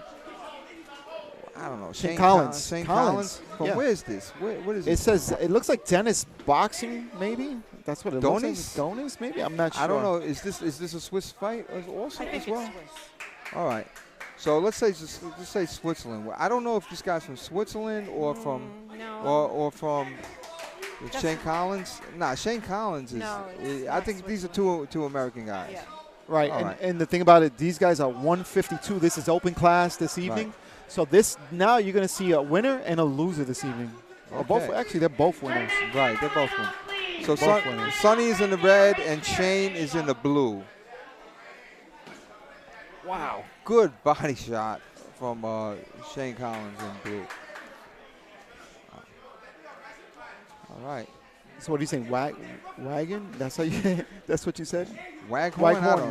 That's what it looks like. Yeah. He's wagging his horn. Sonny is. Yes, Sonny Waghorn in the red. I tell you what, he kind of boxes a little bit like a Swiss or a European fighter, right? He's got those the bouncy in and out moves, the classic European style. Has a nice head movement by Sonny over there in red. And Shane Collins is in blue. And Shane Collins is all about trying to land some power punches. If you see Shane Collins in blue, Shane is on his front foot, and he's looking to make a move and throw a hard punch. And there he did. Did I just call it? Did I nice call exchange, yeah. I'm sorry, I called that. Great shot by Shane Collins. Right, and then Sonny is more of a classic European style boxer punches, trying to stay on the outside, establish the distance for his jab. And Shane is messing him up right now by either throwing a hard jab or making a move and coming in off the move. And it's messing Sonny Waghorn up a little bit. But Sonny is not perturbed. Sonny has that good foot movement. And Collins scoring with that overhand right as Sonny comes in. All right, and Sonny has some moves too, even though he's got that classic. Sonny's bouncing in though. He's just like he's almost like a trotter, right, George? Yeah, like he's jumping right in, and right. I don't know if that's the right thing to do, especially with Collins. Collins got he seems like he has exceptional power. Right. I've seen a lot of Irish and English fighters do this type of movement. When they're novice fighters, it's kind of like they come in with that fencing type move. Right, in and out, and that's because their footwork is based on fencing in Ireland and England. A trainer told me that. No, you know. Can you confirm it or deny that? I do confirm it with the arm out and the fencing type. Right. Moves, absolutely. Right. Particularly Russian, European boxers. Right, the European boxers, and I would say that I keep getting these names messed up, but Sonny Waghorn from South Box has that type of movement, right? A bit, yeah. Right. Absolutely. And Shane Collins has more of the American Straight type head. movement, you know, head movement, throwing hard punches. I concur. She concurs. That's good. I feel sophisticated all of a sudden. Yeah, you know what? You know what I found, George? What did you find in this whole crowd? What did you find? I found it in this rough crowd. What did I find, Jill? In this rough crowd. Sophistication, passion. No. No, I found a diamond in this rough crowd. Jill, you didn't get it. It's your name. All right, the start of round number 2. Right, it is. And you got Sonny Waghorn from South Box. This is 152 pounds. Sonny is in the red, and then you have Shane Collins in the blue. Right. Not sure what the name of the boxing club is, but this is an open class. These gentlemen meet at the center of the ring. Right. And Sonny Waghorn is trying to get it on a little bit more. He's got his trotting fencing type style, European, you know, what country we're not sure from, but he's definitely letting it go, trotting in and out. And then Shane Collins in the blue is kind of, I think he kind of slowed down a little. He doesn't look as sharp. He did, but you know the thing about it is if he wants, he could sit back and just wait for Waghorn to come in, and he'll just catch him coming in. Because just because of that jumping style, there he is again, that fencing style that you mentioned earlier. Right. But Waghorn he made an adjustment. He's not just trotting in. He's not letting Shane find that comfortable distance where he could just make a move and punch. Now Waghorn is varying the distance. See, he didn't get caught. He looked like he was coming in, but he held himself back. And when Collins threw the uppercut and left hook, Sonny was not there to get hit by it. So he's making these subtle adjustments, which is nice. This is what boxing is about. And it looks like Collins is slowing down, like you said, considerably in this second round. Yeah. I'm not sure if he's out of gas. Right.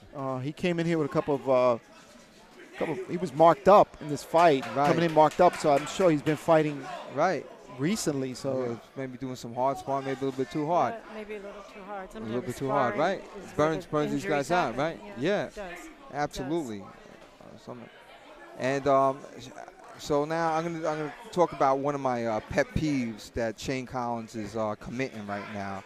And now Shane Collins in blue is committing one of my pet peeves for young boxers, and he's basically standing without moving, and he's only moving his upper body and trying to catch Sonny Waghorn coming in. He's trying to time him, but he's not doing such a great job at it because he looks he's out of gas. He's not moving his feet. He's just planting there and saying like, all right. And you know you could do that with? You could do that with a heavy bag, but you cannot do that with a nice person. Of course, as I say that, as I'm making my speech, he's landed some punches doing just that. And that's Waghorn's fault. Yeah, you saw that? But he's just trying, because he's trying to just stand there, make a move, and try to catch this guy coming in. And you can't. You have to box. You have to move your feet. You see? And Waghorn is making those adjustments because Waghorn is moving. You know? All right. Nice big right. Counter right by Collins. And Collins does have a hard punch. And now this is what's happening right now. This is the story of this fight in round 2, is that Collins is relying on his power. He's relying on his quick movements when somebody's coming in and hitting him. But a smart boxer won't be there to get hit. And Waghorn got hit a lot less in round 2. That's right. He made the adjustments. He adjusted with his feet. And now round 2 was much more even round. I would say going more to Waghorn than to Collins. I have nothing to add. You have nothing to add? Yeah. You know what I was looking for? A diamond. I was looking at there's our camera now. Why that camera? George is just messing around and just giving us all kinds of angles. Since we're here at an amateur show, I do want to make this clear because there's a very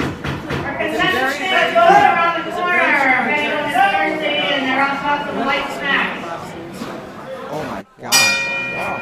Wow. So I'll finish after this round. Right. Wow. I definitely want to hear that. As we're talking, the two young fighters are letting their hands go. Waghorn came out like a bullet out of the corner. Right. And Collins just there again. Right.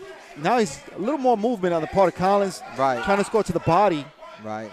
And Waghorn, one of Waghorn's adjustments that you see is he's moving to his left as he's jabbing, so that he won't be there to get hit by the right hand of Collins. But of course, Collins adjusted to his adjustment and hit him with the right hand as he was going to his right, which is dangerous because if you go into the guy's right hand, what I just say, you walk into that guy's right hand, you better be ready to dip or block it or something.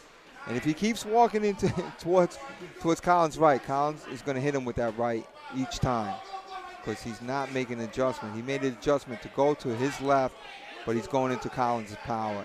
And Collins is all about it. There he goes with the right hand again. Just yeah, like but I Collins said. is still, again, he's slowed down again.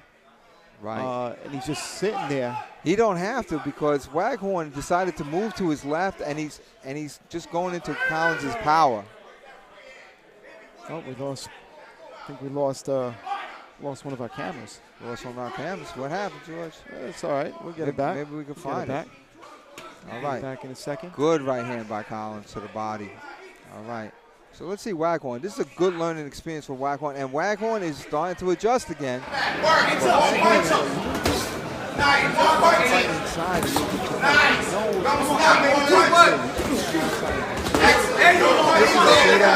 Close distance. I need more of that. Give me more of that. Let's go. Waghorn is found something different.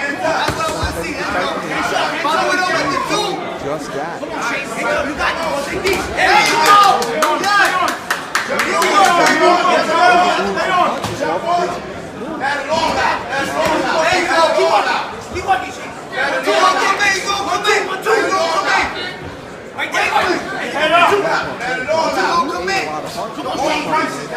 Every time he comes in, throw that two. Lead with the two. Beautiful. Do it again. Jump on. There you go. Work. There you go. Keep firing. Keep going. Keep firing. Come on, Shane. Dig deep. Right clean. Let's go. Let's go. Do it again. Finish strong. Got 1 minute, Shane. Come on. Let's go. There you go. Come on.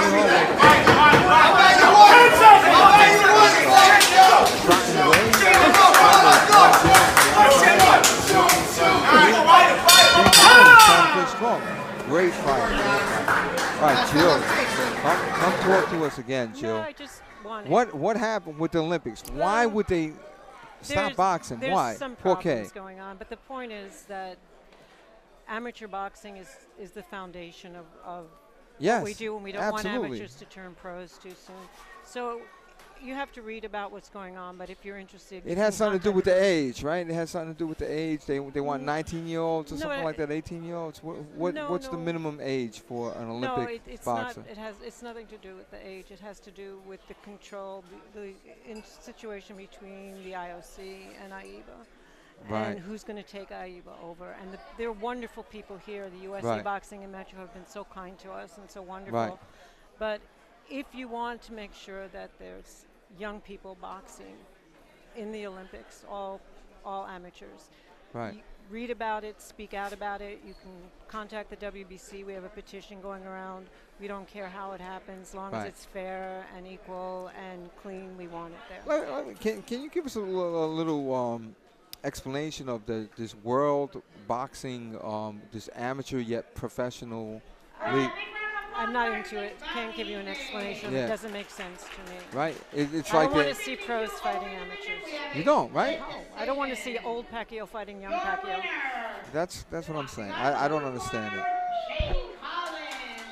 Shane Collins with the win. All right, I agree with that. I agree with Shane Collins with the win on that. But I tell you what, that's a learning lesson for Shane Collins. He's got to do some running and he's got to get more mobile in the ring. And as far as Sonny Waghorn did, he made some adjustments. Hopefully he watches this and sees our critique of it, you know? And maybe your critique of it, not our critique of it. Jill, you're a diamond. I know I am, but I'm very rough. Yes, a diamond in the rough. Yes. I've heard that saying before. Yeah, I didn't make it up. Yeah, you didn't make it up. No. No. All right, but you do have some creativity, though. Absolutely. Do you sew? Do you cook? Do you How stereotypical of you. how terrible of me. Well, I already know you know enough about boxing. No, but you should. I want to know if you got the other side to you. Of course, you should like be proud me. of everything you do. Yes. Sewing, cooking, washing the floors. I knit. Let me tell you, I'm a great and I hit knitter. Back. I said not hit. Knit. I knit, and I cook well. It's very relaxing. That's why I asked about that. Right. See, everybody thought that I was going into like women's stuff, but I actually knit and cook.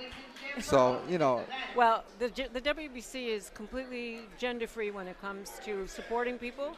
Okay, you can good. do whatever you want. All right. We're Would they into support me talent. with my knitting and cooking? Of course. We're right. into talent, not gender. Okay. We're not stereotypical about those I've things. cooked green eggs and ham. Would you eat those green eggs and ham? I'm a vegetarianist. Okay. I can't do the ham. I'll do the eggs. She would not eat my green eggs and ham. No, not even Sam I am. And I've heard this before too, but I don't know where. All right, so George Zay is my partner. He's doing all kinds of troubleshooting as this is going on, and I'm pretty happy to have him as a partner. I'm sure. Yes. So let's see. All right, Jill. Thank you for showing up. Thank you. It is my privilege. Okay, I would shake your hand, but it's not going to be on camera, so That's all right. we don't need to. All right? Right. We'll say we shook hands. I just want All to right. again say how proud the WBC and Mauricio is to support young talent. Thank you to you yourself and yourself, Mauricio. you're young talent. To me, you are. All right, thank you. All right, so here we got some big boys coming out, and this guy's definitely from Switzerland. All right, in the red we have Davishmar. Oh my God, Davishmar. And in the blue corner, in black from the Swiss, we have Leon. I wish this kind of handwriting is that? Guggenheim. Leon Guggenheim oh, from Switzerland. I like that. Guggenheim and Hicks. Let's go for the last name. So in the red we have Hicks, and he's trying to come forward and make it a war. And then we have Guggenheim, who has this international style, and this is what we're talking about. Where can you get this kind of fighting? He's got that European classic fighting. Guggenheim does. He's moving his feet. He's trying to establish a jab and this establish direction of the fight. I mean, right now he's just moving to his right, but he can threaten to move to his left. Hicks is trying to cut him off, and Guggenheim, woo! Let's go with some punches, and that was Guggenheim's strategy. Guggenheim came in with an uppercut before, and now I think, looking at him, I think there he goes. Nice, solid combination there. Right, and Guggenheim is really starting to find his distance, George.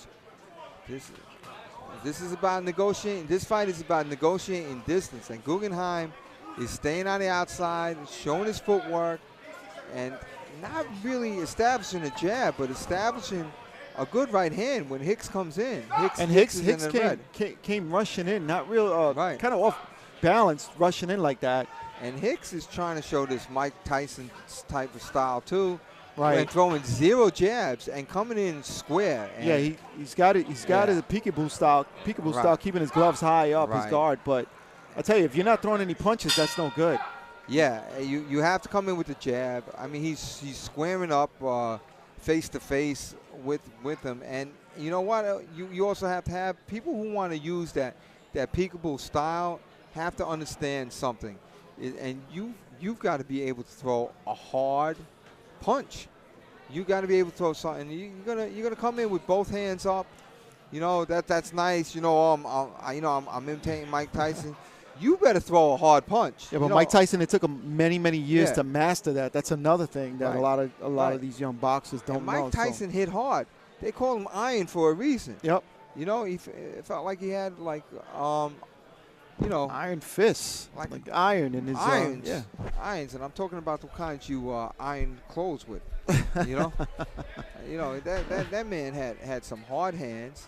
He was a two-fisted hard machine. So you come in. He's a wrecking machine. Yeah. If you're not a wrecking machine, that style does not work.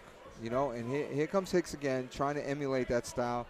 He does have good slip movement, though. He is slipping some good punches. right? Right, and Guggenheim is an international sharp guy. He knew that Hicks had his head down, so he just pushed it down. And Hicks trying to come in with an uppercut, but not really successful. Trying to come in with that peekaboo style, catches him with a right. Catches Guggenheim with that right. And that was a good move. That was where he dipped right and threw right. Hicks finally got some good moves off of that dipping. And look what Guggenheim is doing. He's using that jab to keep Hicks at bay. Right. And I like that. That's exactly what we've always said here. I love the jab. The jab is a fundamental punch, and it establishes everything that's good in boxing. And again, now you see Hicks feinting and trying to do some dips. And Guggenheim answers with the 1-2. When he do it, as soon as Hicks stopped moving, he stopped moving, and Guggenheim stepped in and just timed him. See, one of the things that Hicks is doing is not cutting off the ring, and Guggenheim is just going around the ring in circles. Absolutely, George. Look, he's moving right. What's stopping him from moving right? Nothing. Not Hicks. Nothing. Right not Hicks. Now he's moving left. What's Hicks going to do? You know, Hicks is moving forward, but then you see Guggenheim hanging on. Right, and he did the double head grab there. Not a legal move in boxing, but it's done nonetheless. The double head grab. All right, we encourage you to share this link this evening on Facebook. My parents used to do that to me when I was little to send me to school. They did that double head grab and pointed me in the right direction. Well, and I'll tell you what, now it's getting interesting because Hicks looks frustrated. He looks frustrated, but he is starting to close that distance, and he is landing some punch. Whoa, nice sharp right hand by Guggenheim. A little bit after the bell, but I'm going to say he was in motion when that punch was thrown. I'm going to give him credit for that. All right. All right, so this is an interesting fight. We have another, and we had one before, and I got to tell you, we had the female. Her name was Faye Fario or something like that, but I was calling her Faye Tyson. And Faye Tyson was doing good earlier in the night because what she was doing was she was making those Tyson-like moves, but she was throwing some bombs, some hooks. She was varying it, and she did throw a couple of jabs. Now what we have Hicks here doing, he's making those Tyson-type moves, but he's not landing those big punches, although he did a couple of dip right, throw rights, which landed good. Right, right. And Guggenheim is, I heard he's opened up a museum over here, like a small museum. And he's going to bring out like old boxing equipment, a Guggenheim boxing museum. All right, so referee giving some instructions. Right. So probably some Second warning. round. So let's see. So Hicks is doing some slipping, but more than slipping, he's bringing his head down, and he's just charging forward, and he's doing like a Sean Porter type. Oh! And a nice big, strong punch by Hicks there. Left hook and connects. That was a Tyson-like move. And give Hicks credit for his Tyson-like moves because he actually landed a good hook off one of his moves. So let's give him credit. And another good move. Okay, so if you look at Hicks, note that he will not throw a punch unless he makes a move. Oh, he made some adjustments in the corner. Like I guess when he was in the his coach's corner, I think they might have told him what to do. Yeah. So here's the tell. With Hicks is not going to make a good hard punch until he makes a move first. All right. So if you're Guggenheim, that's his tell. Like Hicks will make some sort of dip and then try to come out with it. And Guggenheim, so that's what Guggenheim should do. When Hicks is not moving, he should be throwing punches because Hicks is not going to punch unless he makes a move first.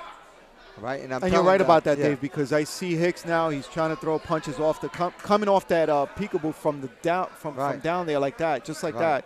Just from when he's bending over, then he comes up. He has to come up with a punch, and that's what Mike Tyson used to do. Right. He used to come with a classic right to the gut, and then an uppercut. Right. And Guggenheim is eating this up. He knows that when it's smart. When Hicks makes that move before he can punch, he grabs him or moves. Headbutt. Right. A little headbutt, but you grabbed him too. And because Guggenheim knows what Tyson is going to do. Oh, Hicks again throwing that huge left. Right. And Guggenheim did a good move to it. And Hicks is very frustrated. Okay, so let's tell the audience, and hopefully we got a few friends in Hicks's corner. All right, that was a frustrating third round for Hicks. Why? Because it's his tell. Hicks was not throwing a punch. I mean, he threw a couple jabs. I'll give him credit for that. Right. You know, because I think out of frustration. But Hicks was not throwing a punch until he made a move. So if he wasn't making a move, Guggenheim could throw punches, right, for one, because he knew something was going to come back until Hicks moved. And then also when Hicks did start to move, Guggenheim either stepped forward and grabbed his head or just completely moved to the side and just frustrated Hicks. And now Hicks, his setup was his move. So he made his head movement, and Guggenheim just reacted before Hicks threw. So that was your tell, Hicks, all right? So hopefully people in the audience will, that are Hicks's friends, tell him what that was. It's a tell, okay? All right, so you want to do some shout-outs, George? Now that you actually, no, they're all Italian. They're all Italian. We got no shout-outs for you. No shout-outs because I can't pronounce some of the names. Pizza Mangia for everybody. I shouted them all out, George. All right, here we go. All right. So that's Leon or Levon Guggenheim, whose dream is to come to America and open up a boxing, old vintage boxing. And you know that for a fact, right? Because you know that for a fact. You got that like vintage somebody from boxing, the Swiss team told you that. And equipment museum. Right. He doesn't know what to call it yet. Guggenheim doesn't know what to call it yet. I think but it would be a problem if he called it the Guggenheim Museum. Maybe boxing museum if he threw boxing in the Guggenheim Boxing Museum. Maybe he won't get in trouble. Right. Maybe. You know, and then he would get all those people trying to go to the other museum. He would get a few of them in, and he could sell them stuff. Right. In a real boxing museum, you come in for free, but you have to try to box your way out or pay. Most people just pay. Gotcha. Okay. With that, let's take a quick commercial from one of our sponsors. Okay. The best oxtail in Brooklyn, the Chef Choice producing. Oxtail goat, cow feet. For the best oxtail in Brooklyn, Chef's Choice.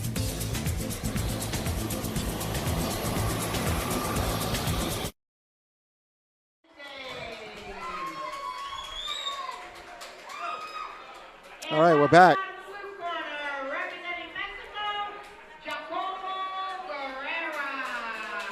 Jacobo.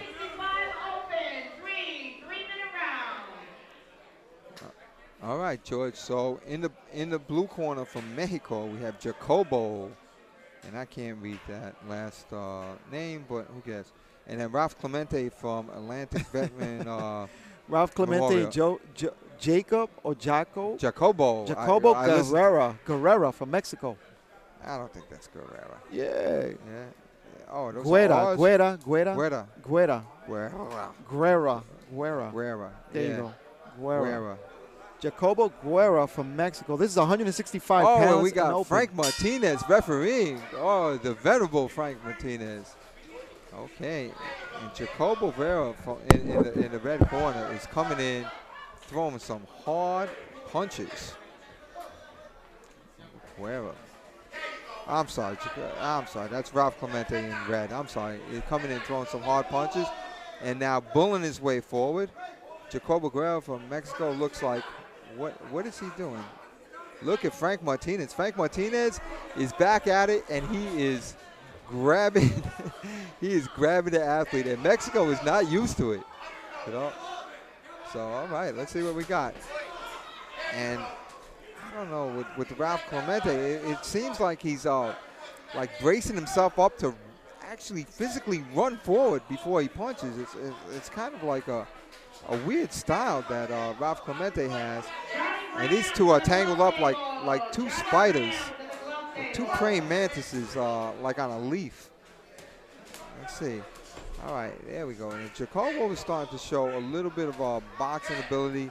Clemente is, wow, Clemente has a little bit of a weird style. He's almost like running forward to punch in, and he is throwing punches from weird angles.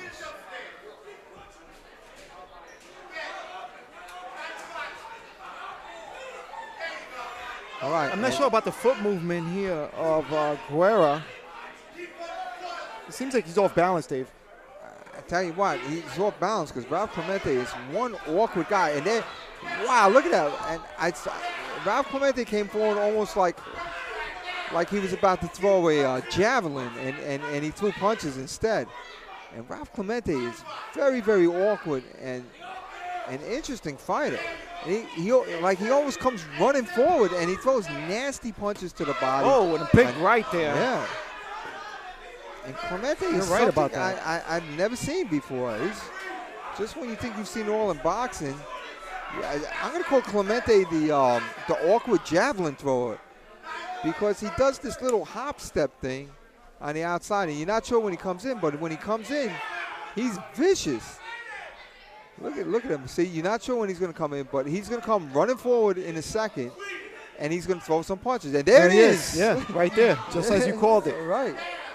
And then when he gets on the inside, he's got some sort of eel-like movement where he can throw body punches real close to you with wide swings on either side. Ready, get ready, get ready. Here he comes. Boom, boom, boom. Look at Ralph Clemente. Here it is. Boom. 1, 2, 3, go. And then on the inside, there's those eel-like body punches, which are nasty. Look at this Clemente go. All right, just when you don't see it. Now, he hit Mexico with something new. He hit him with that new school stuff. That was the weirdest thing. One of the weirdest things I ever seen because they're both really good fighters. Absolutely. And that style was very, very interesting. So we got Ralph Clemente, George, a.k.a. the awkward javelin thrower. Right. You know where he got that a.k.a. from? No, where did he get it from? Apparently, a few people called me, and they said that's his a.k.a., the awkward javelin thrower. Okay. I certainly wouldn't give him a name like that. I certainly wouldn't do that. No, not you, Dave. Right. Not you. But do you see it? I mean, he's like it's almost like he's playing hopscotch. Like when not hopscotch. What is it when they with the double dutch? Double dutch. Like when they're about to jump in. So Ralph Clemente is like, I'm coming, and boom, and all of a sudden he's in there and he's throwing these nasty 1-2s, and then when he gets inside, he's got this crazy side. There he goes again. He's doing the double dutch move. I'm gonna call it the double dutch. All right, I'm gonna call Clemente double dutch. Listen, forget that javelin throw. Let's call Clemente the double dutch man. Wow, and now Mexico comes out with some really good hooks off the ropes.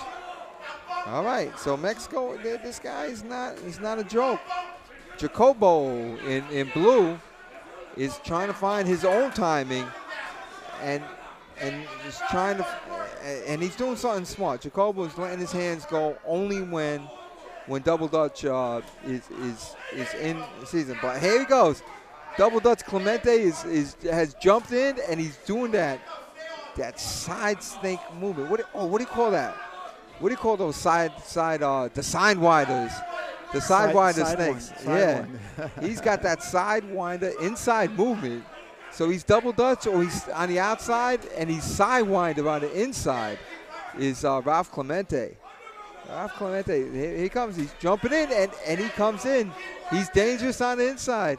And there we go. Frank Martinez will not be Frank Martinez unless he wrestles a couple of boxers. You better watch out. Mexico is not used to that. Now Mexico is, there we go, with a nice spin-out move from Mexico. And look at this. And Mexico is showing me some good amateur style. And I tell you, these Mexican fighters are really well-schooled. He doesn't know what to do. Let's see if Ralph Clemente does his sidewinder stuff that he was doing earlier in round one. There he is. Let's see. Here's Ralph Clemente. Get ready for the double dutch. He's going to step in. Am I going to go in? Am I going to go in? Boom, I'm in. And here's my sidewinder. Bang. Mexico's doing something smart. He's grabbing one of those hands. Oh, he took a point for grabbing. Also, Frankie Martinez said, you're grabbing too much. You're stopping my sidewinder from going. Wow. And here we go, Spike. And here's Ralph Clemente with his double Dutch-like moves. Ready? Ready?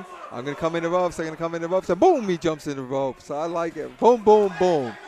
And now his sidewinder type moves. Ralph Clemente going to go. So he's a double Dutcher and he's a sidewinder. Look at that. Ralph Clemente with some good head movement there. And Mexico is just flustered. Ralph Clemente is showing him these two crazy looks. Frankie Martinez is taking points from him. He feels like he's being ambushed in America. You know, he's feeling that he's gotten mugged in Dumbo. And you know what? Ralph Clemente is doing some holding himself. Frankie Martinez, why don't you take a point from him?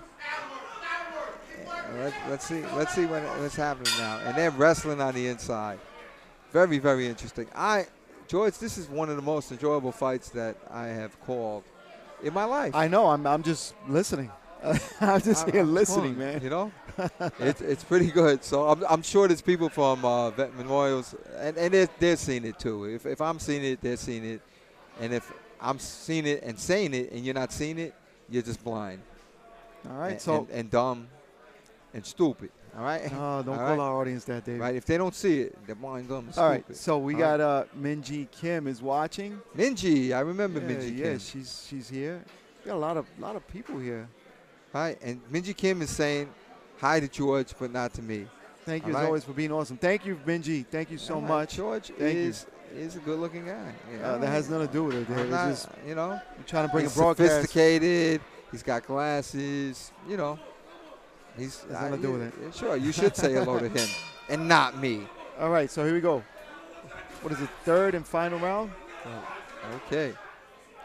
All right, so let's see. We got the double Dutch on the outside, the double Dutch Ralph Clemente. And Mexico just doesn't know what to do. He's Jacobo. Jacobo, you know what Jacobo has to do is just get into his own head, get back onto the basics, but he can't. He can't because Ralph Clemente is closing the distance. And Ralph Clemente is not hitting as much with his hands, but his body's coming in. And there's the sidewinder moves. I'm looking for Ralph inside and throwing hard body punches. How does he do that? He's a sidewinder. Ralph Clemente does know how to hit on the inside. It's incredible with those long arms. And here he comes with this double Dutch. Look for double Dutch Ralph Clemente to come in. And now on the inside, look for those sidewinder type moves. All right, I'm giving too much credit. And let's see what Mexico can do. And Mexico he's trying to get himself good jab by Mexico. And Mexico, see, he can't do that. He's just holding his hands in. You're just asking the ref to help you out. Don't do that, Mexico. Don't do that. Mexico's in blue. Jacobo, don't do that. You got to fight your own fight. You have to fight. Don't let the ref fight it for you. You're not LeBron, all right? LeBron is trying to get the refs to, make those calls for him. Don't do it, baby. Don't do it.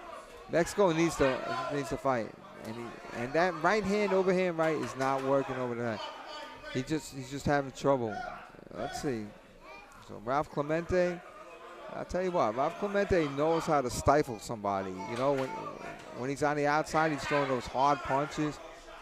You know, and here we go. Let's see if I'm waiting for that double Dutch, and here it comes. Ready? 1, 2, 3. Jump in the ropes. There you go. Boom, boom, boom. There you go. Right there, and the sidewinder moves. And Mexico is just, I'm sorry, this is not your night, Mexico. Jacobo, you're getting flustered. You can't time the double Dutch move that he's coming in, and then when he comes in, you're not working in there. You have to work. You can't just put your hands up. Finally, Mexico is throwing some nice punches right there. You know, right there, and Mexico finally gets the space he wants it. And there's the sidewinder moves by Ralph Clemente.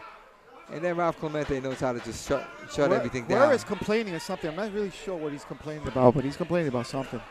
And a big left. Right, that's a sidewinder left. Yeah. There he goes. Look at those sidewinder moves. Oh my goodness, this guy is enjoyable to watch. You know, I don't know how far he's going to go in the sport, But he definitely has a foundation of moves that people are not used to. Yeah. Hey, that's it. Jinx. Yeah. You got to buy me a soda, George. Yeah, there you go. Oh, you bought me a water. Mucho gracias. Yeah, so this is the, what bout is this? This is the 8th of 12 scheduled bouts this evening. Great moves. Great moves. All right, so, you know, we're out there. Nick Skorhodab.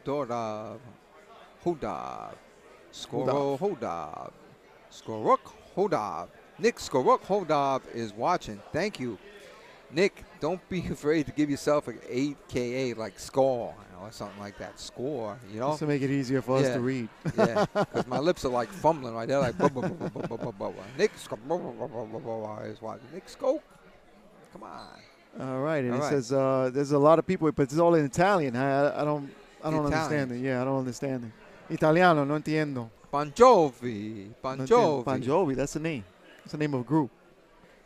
But bon means good, right? What does Jovi mean? Let's take it up to the ring for the official announcement and see who takes this one between Mexico and the United States. Right, and Mexico is, you can see this young man is totally frustrated, but it's a good.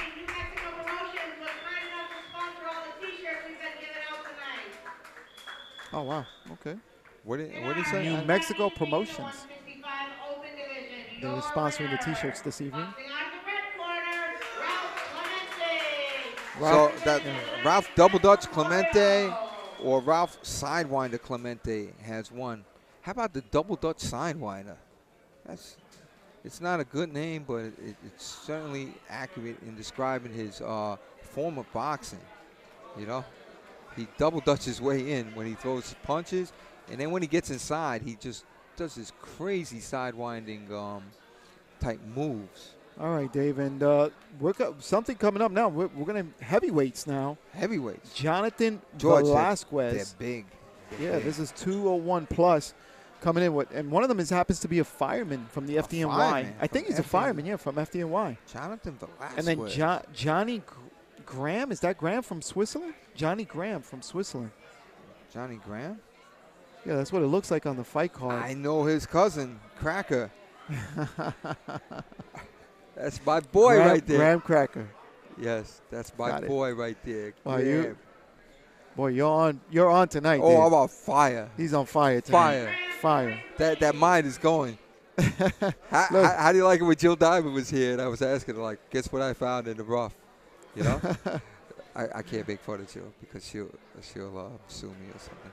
All right, so Pat Russo's on. He's joining us. He said stick around for New York City Cops and Kids bout number 10 and 12. Pat Russo? And we got also... Not just any Russo, but a Patty Russo. It says Luca Pat Russo Palaciti. I don't know what the heck that says. It said, go eat some spaghetti. Monica says, very good. Pizza and spaghetti. Salvatore Saluto says pizza and spaghetti. That's my... Talk to me in the language I know. Pizza and spaghetti. Buongiorno. I love Italian food. Minji says you're cheesy. She says you're cheesy. Oh, yeah. Well, you're chi, like kimchi. Minji kimchi. How about that? All right, so I am Jonathan from the fire department here in New York City. And you have Johnny Graham from Switzerland coming all the way from Switzerland to fight here. Johnny Graham. All righty. So wait. So now which one is which? All right. So in the red corner, right? Of course, we have the fireman, right? Johnny, red jersey, and then in the black jersey we have Johnny Graham from Switzerland. And Johnny Graham is tall, and he doesn't look too Swiss to me. He looks like he looks a little chocolatey. He doesn't look like those blonde Swisses, you know? Looks a little chocolatey. That's my man. Switzerland has a little bit of there. There we go. All right.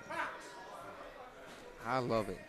Wow. And so Johnny Graham from Switzerland comes out with a 1-2 right away. And he's tall, and he throws a hard right hand. But Jonathan Velazquez from FD in his FD red, in his fireman red, is not phased.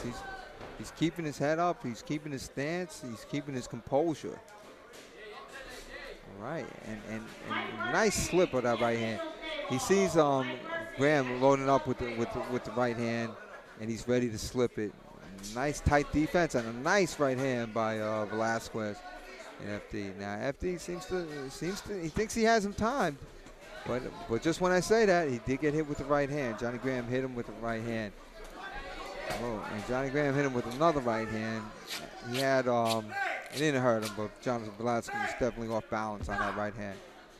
Oh, and Ilya Friedman, the tank commander, is basically telling him to stop. Ilya Friedman barely gets in the middle.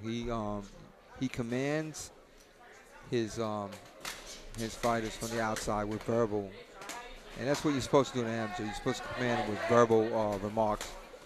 And wow, and if Velazquez is trying to hold and push this issue in, and it looks like Johnny Graham could like. All right, Ilya Friedman is warning Jonathan Velazquez for holding. Velazquez is throwing a nice jab. He's reminiscent of Bernard Hopkins, the way he dips to his right when he throws a jab. Nice long extension on it. And wow, there was no technique there with Johnny Graham from Switzerland. Those last few punches he threw, he just threw punches. His feet were all over the place. He just wanted to land. He was obviously frustrated, and that's interesting. But that's part of boxing, George. Part of boxing. That's right. It's not only presenting a style where you punch and you slip punches, but it's frustrating the other person. I think Floyd Mayweather frustrated a lot of people, right? You know, and it wasn't like, "How you doing, Mr. Ilya?" Ilya Friedman waved at us. I feel touched because he's you know, because his wave is that strong. So, but anyway, it's frustrating the other fighter, and Jonathan Velazquez saw that Johnny Graham was trying to hit him with a hard right hand from the outside, trying to establish his jab, and he immediately went in there and just frustrated him by changing the distance, grabbing on him, going inside, doing things that are just frustrating Graham. See, Graham wants to stay on the outside and land jabs. He's tall, and Velazquez is a heavyweight, so he's obviously sparred tall people before. You can see how he gets in with his jab. Also like a good Mike Tyson type jab, a short squat jab, but getting extension by dipping to his right and coming in. And then when he gets on the inside, frustrate the guy by holding and grappling with him a little bit. Yo, he called him yo. I wonder if the Swiss understand yo. They just said yo. You know the Swiss understand that because I believe they yodel. Yo, short for yodel. Ilya Friedman said yo. And Swiss really trying to push off. He looking a little frustrated. I don't know why. Grabbing and pushing. I don't know why Velazquez is not getting warned for holding, because Velazquez is coming in and holding with his left hand. I think the Swiss, what's his name, the Swiss boxer here, Graham. I think he complained about holding. He told him, he says, he's holding me. Right, and now Jonathan Velazquez is complaining about something. And the headgear. Right. Again, loose headgear. Is that what he's complaining about? Yeah. You know what? I wouldn't take that. I would just let them fight. I don't understand. That's loose, Dave. They gotta tighten up the headgear. You gotta know that before you go in there. Come on, man. Come on. Stop that. All right, so let's see what we got. All right, so Graham is trying to like lower his stance a little bit to try to meet Jonathan Velazquez and try to keep him from getting inside. Jonathan Velazquez is going to throw a double jab, get inside, throw one punch, and then wrap up. That's Velazquez's game, and then he's going to hold on. So that's what it looks like. And there he goes. And I'm showing him. So Velazquez kind of launches himself forward, and when he gets inside, he holds on, and that is driving Graham crazy. And Ilya Freeman doesn't look like he's going to warn Velazquez for doing that. So Velazquez is going to keep driving Graham crazy every time he gets on the side. Now Graham's fault as a Swiss fighter is not getting his distance. You know, you have to establish your distance. You know the guy's going to lunge in. You know he's going to come in off these double jabs and try to get inside. You have to move to the side. You cannot move back. Graham is trying to move back. He's trying to move straight back. And guess what? You can't run backwards, especially run forward. You know, so Velazquez is catching Graham. You know, and that's exactly what's happening. Velazquez is catching Graham, tying him up, holding him, frustrating him, and Velazquez is scoring. You know, Graham is not. If Graham wanted to score, he'd have to move to the side and land some jabs. Okay. And the Swiss team, they know PuglifeChronicles. They already knew that we were going to be on live this evening, and they're sharing the link. We're encouraging you to share the link at home. All right. Share it so people can watch it. Be like the Swiss. Yeah, be like the Swiss. Share. The Swiss make good watches also, by the way. Did I say that? They make what? They make good watches. Yes, they do. Right? And look at this. This is about distance negotiation, right? This is about negotiating distance. And Jonathan Velazquez is getting an A in distance negotiation. You know, he just comes in, he's grabbing, which is illegal, but you know what? If the ref ain't saying nothing, oh, and Graham got in a good elbow, I believe. He got in a good hook and fouled it with an elbow. And Graham is frustrated. All right. And in the corner, and Elia's calling a stoppage, but a big punch from Vasquez on the break. And Elia's telling him stop holding on. He's telling him to stop holding on. Yeah, he's telling right. You know, he's telling Graham not to hold on, but and see, and Graham, you know the problem with Graham when he's throwing his punches, he's diving in too. Like Graham, you're tall, you're supposed to hit. Look at him, he's just stepping in with his punches. So Alex Velazquez is going to negotiate that distance quite easily and simply, because Graham is like throwing bombs, but then he's falling in. And look at Alex Velazquez holding on with that left hand. Jonathan Velazquez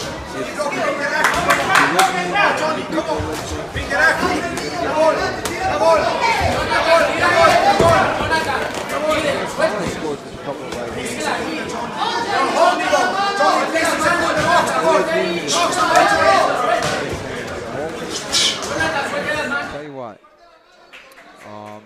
this is starting to get ugly because Graham is also holding and he's pushing. So the problem with Graham is that his idea of fighting is always to come forward. And you're a tall guy, you can't come forward. This is really, that's a mess. That's a mess. All right. Right. So okay, so this has been more of a wrestling match than it is a boxing match. Yeah, how ugly did it get? Yeah, right. Yeah, but you know what? Again, they're amateurs, and that's what it is. I mean, what do you expect? It's just going back to the drawing board, watching these tapes and watching what we're talking about, and then you go back there to the drawing board, and guess what? Yeah. Go out there and do what you got to do. You know, you make adjustments. Right. So we're talking about the height disparity syndrome. Graham is much, much taller than Velazquez. But if Graham is going to throw punches coming forward while Velazquez is coming forward, guess what you're going to do? You're going to end up dancing, all right? You're going to end up grappling, sweating all over each other, and dancing and making it an ugly, ugly fight, all right? You got that height disparity syndrome. You're tall.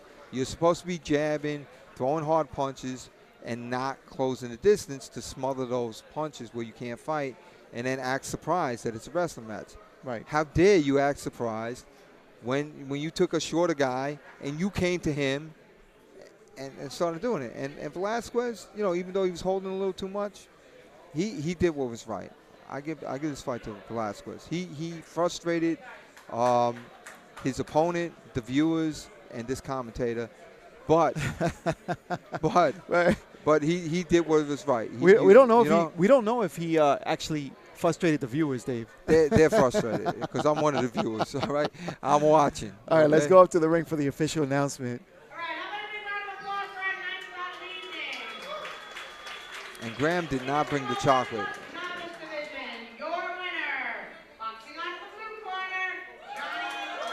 All right, so you I don't agree with that. I do not agree with that. All right. You know what I think?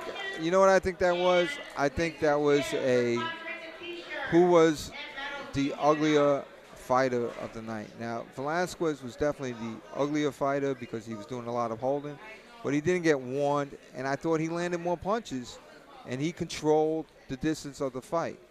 You know, look at Ilya. Ilya is like grabbing some, he's trying to hide some sort of gift by putting it behind his back. Look at that. Ilya's trying to walk away with this gift. He put something in his pocket. Oh, he's having them exchange. Yeah, exchange. Yeah, I don't know what's happening. Look at Ilya. Ilya is into the ceremonial aspect of this. Ilya is a great showman. Oh my God! Fantastic. That's great. Ilya's my man right there. All right, so that was the 9th bout of the evening. We still got another 3 scheduled this evening. Right. And we're going to go back down in weight category this evening to 141 open class as well, Dave. 141.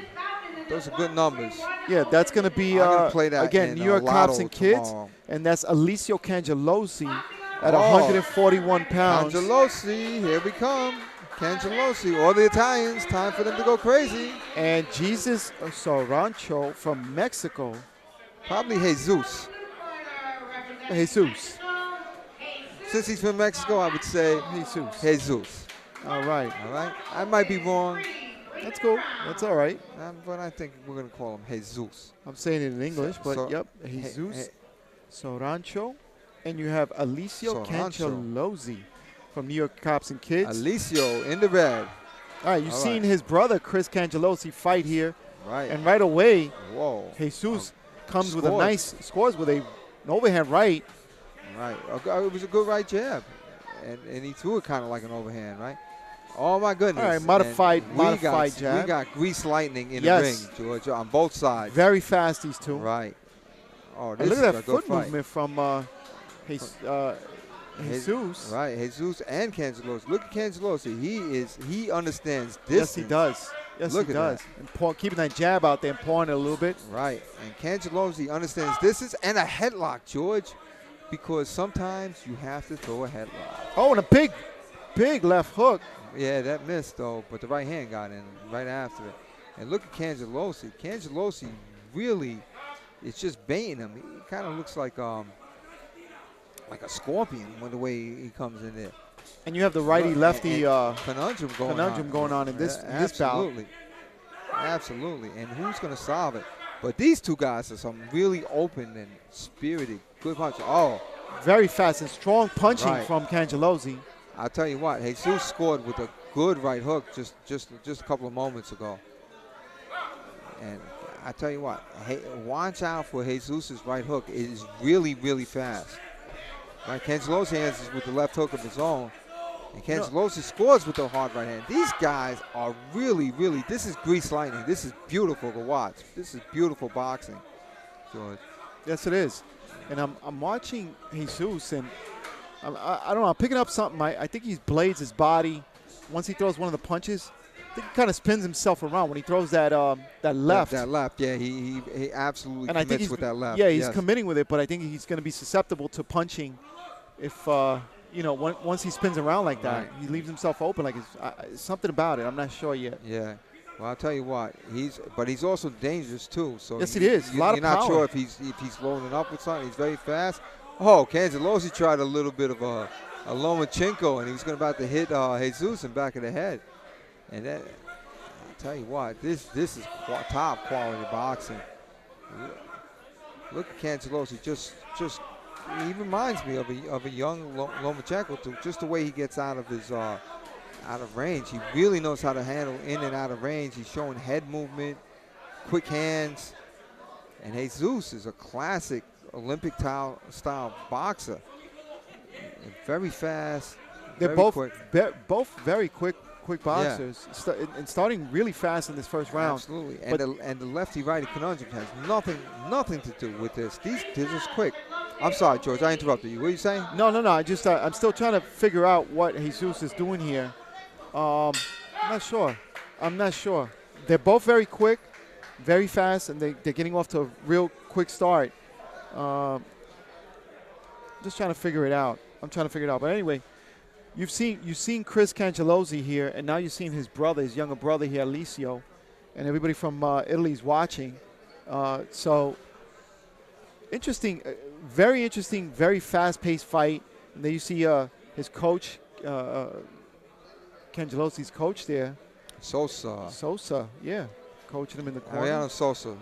And I'm going to have to say this because he loves saying Sosa Crew for life all the time. So I know all his boxers there saying, say Sosa Crew for life. Here you go, Sosa Crew for life. I said it. All right. There you go. All right. So. All right, and does he have any of the pros that any of the kids that went up? Yeah. He's that we saw here. Rashad. He's training that's Nikita. what I thought. Yeah, that's what I thought. All he's right. not training Nicosi though. All right. And let's see. Round number 2. And again, Jesus Saracho from Mexico in the blue, and Alicio Cangelosi from New York City Cops and Kids. This is 141 open. Cangelosi incidentally came here. You see what I'm talking about? You see that when Jesus throws that? Right. That, I think he's torquing his body too much, and he's going to wind up being really out of position. Yeah, and he's going to get caught. Yeah, he's also doing that to get his head out of the way. So he's committing hard to the side so that he feels that he won't get hit. And he's got a lot of experience, so he probably won't. But he just got hit right there. Angelo, whoa. Alicio? What's that? Alicio. Yeah. Cangelosi came in and threw a nice 1-2 and then did some sort of like crazy headlock on Jesus. And if you know anything about the Cangelosis, you know they were bought here by Paul Malinaggi. Right. Right from Italy, straight from Italy. And I tried to talk to him earlier a little bit, but he was like, he knows only a little bit of English. Right. But, he held on. He gets caught by a straight right by Jesus Saracho. Right. And I don't like this holding. I mean, I know it's part of the game, more of the pro game than the amateur, but Cangelosi is definitely holding a lot. Cangelosi holding right now to the back of the head of Jesus. Yeah, that's a straight headlock. There we go. And he's getting warned for it right now. The ref warns him. All right, let's see. Jesus with a big left right to the chest. Right. Pounding that chest, and now here comes Cangelosi. Right. Cangelosi is just, I tell you what, he reminds me of Tom Brady in the pocket. He's right there under pressure. Punches are coming at him, and he's just still. He just stands right there, stands his ground, and just really can handle all the punches being thrown at him. He sees them, he moves well, and he throws punches well. Cangelosi is really a prospect, you know. And but that wrestling and that holding that he's doing is just. It's just frustrating me. Jesus is frustrated. Yeah. Well, that's part of the game.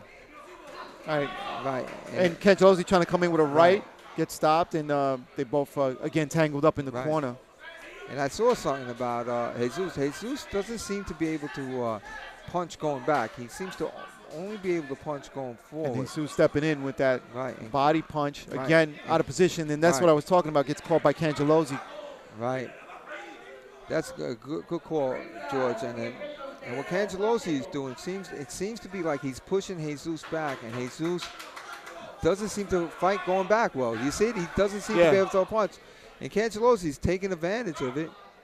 And, you know, and Jesus hit him in the back a couple times, but so would I if you held me that much. You know? All right, so it's becoming a little bit sloppier this time, but but sloppier with a purpose. It's not like Cangelosi is making it like, I want to make it needed. He wants to make it sloppy. He wants to grab. He wants to hold on. He wants to do what he wants to do and then grab Jesus before he comes back.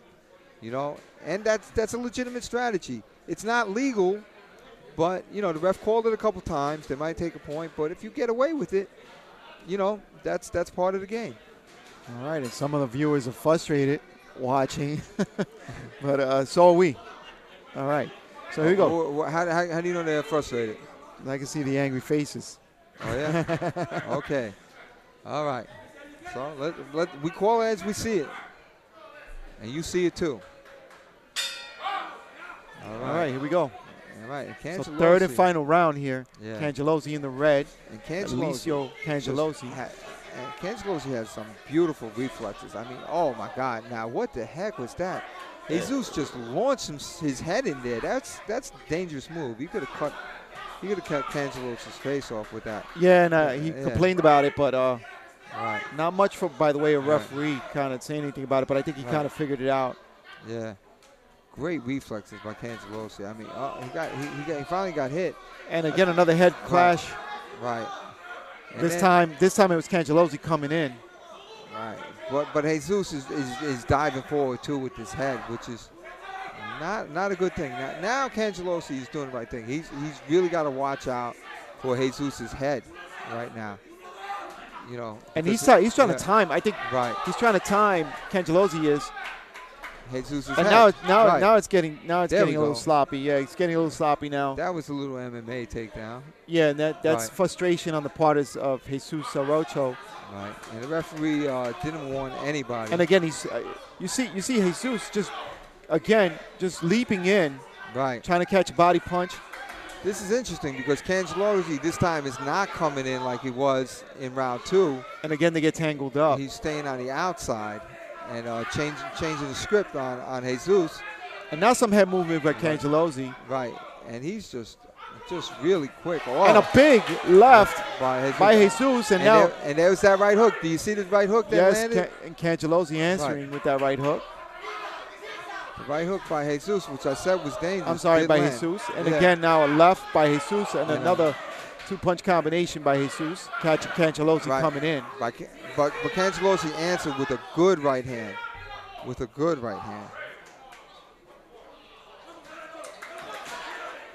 Did he just take a point off of Cangelosi? Something happened. I'm not sure what happened there. No, just don't want it. Cangelosi's landed his right hand now. And there's the Cangelosi headlock, which we've seen several times tonight. And then, I don't know what that kind of move was. Yeah. And you know what? Cangelosi, I don't really blame him because you don't want to get headbutted and get yourself cut. So you have to make sure that you put your head in a place where you're not going to get headbutted. And boom, there they go again. And that, George, is part of the lefty-righty conundrum. Sometimes you clank heads because you're lefty and righty. Good couple left hands landed by Jesus over there. And Cangelosi now lunging in. I think he's a little frustrated and also tired. Right. They look like they might be a little bit tired right now. Right, and they're both very, very frustrated. Yeah, both frustrated, tired, and it's just the style of boxing that they both have that creates this. And Cangelosi getting caught coming in, gets tangled up in the ropes. Right.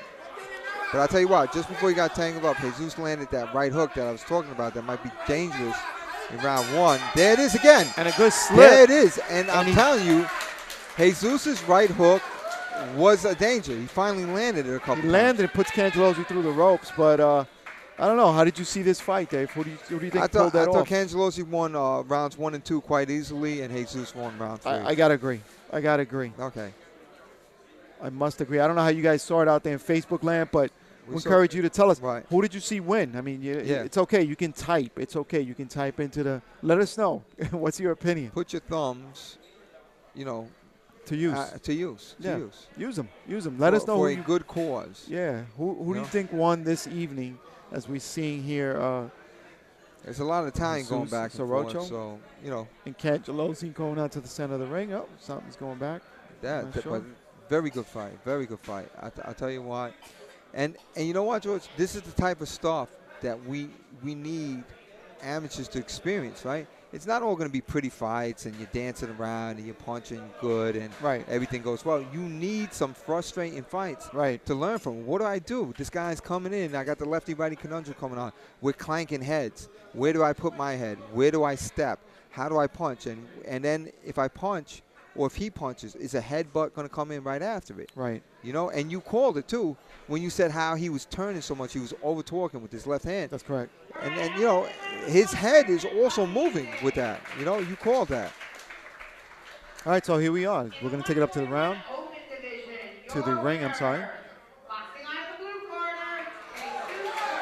Wow. Okay. Wow. I don't see that. And Jesus takes the win this evening. Right. And Jesus Saracho from Mexico takes out Chris Cangelosi. And I'm not sure if, I'm not sorry, not Chris. I'm sorry. With Alicio. And Alicio looks disappointed. I don't know if he didn't see Jesus putting his hand out to shake. He walks out the ring very disappointed. Well, you know what? He should be disappointed because if you're a boxer and you have any magnitude and belief in yourself, you should be a little bit disappointed. Doesn't mean you can't learn. Doesn't mean you can't get better. Right. You know. All right. So go ahead. George, no, I was going to say we are down to the last 2 bouts this evening. Last 2. The last 2, and we have Emmanuel White from John's Gym. John's Gym in the Bronx. With Q-Dog in the corner. In the Bronx, yeah. And then you have, is that Mika? Is that what it says, Mika? Rachin? I'm not sure. So. Maybe it's Micah. Micah? I'm going to say Micah. I like Micah. Micah Ratchen. That's like a German type name. Let's call him Micah. All right, so this is a USA Swiss bout, 165-pound novice division. Novices? They actually had novices coming from? Yeah, that's what it says here. That's awesome. That's great that a novice will get to travel and fight in a international tournament. Sure, that's awesome. That's cool. Yeah, that's it.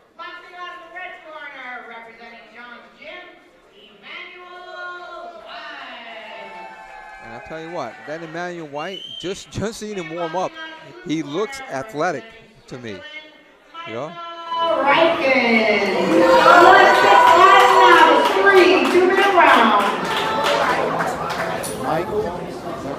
Michael.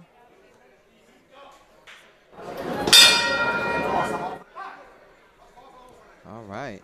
So I come out, and right away we had the lefty-righty conundrum, and you see Micah just basically move in that classic European type style. Wow, and White comes out with a hard left hook. And White is a free swinging haymaker throwing machine. And he is fun to watch, Emmanuel White. He is an action-packed, athletic guy. And I'll tell you what, Micah, he might be novice, but he's a little bit more experienced than novice. He moves well, Micah does. Oh, and he almost switched to righty for a while. Yeah, he is kind of like switching, playing possum. And Emmanuel White comes in, he's stalking, trying to move his way in. Not throwing any jabs, though. I'd like to see Emmanuel White throw some jabs. And I'd like to see Micah throw more jabs with all that movement, too. But they're not. You know.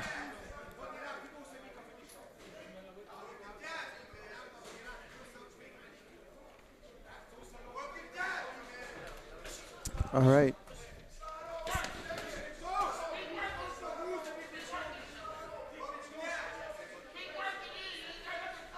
All right, Jill Diamond is sitting down with us again. She's going to be with us in just a minute. All right, so we got the movement on the outside. Micah is on the outside trying to move. And Emmanuel White is trying to stalk him. He is a novice, though. He doesn't quite know how to cut off the ring yet. He's just following him. And Micah, another novice, he's making all these moves, but he's not punching. Or maybe he's scared by White's power, because Micah's not. I tell you, Mike looks good in here.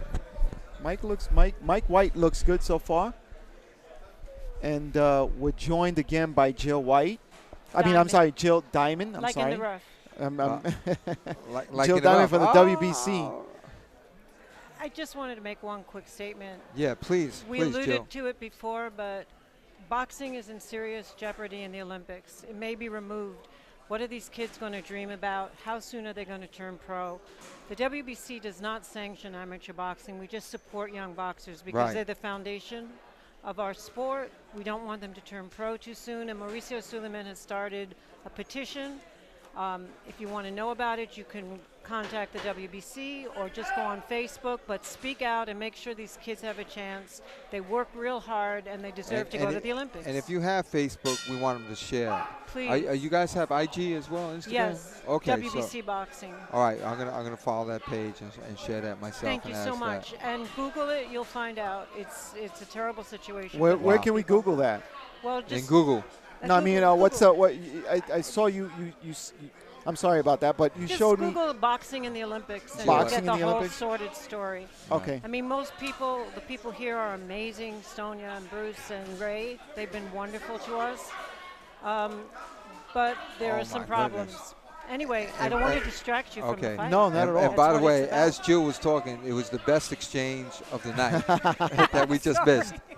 It's all right. They saw it. I thought we had the best exchange of the night. Yeah, we did. It was a diamond, and it came right out of the rough. Okay, I'm going back to the coal mines. Thanks, Jill. Thanks, Jill.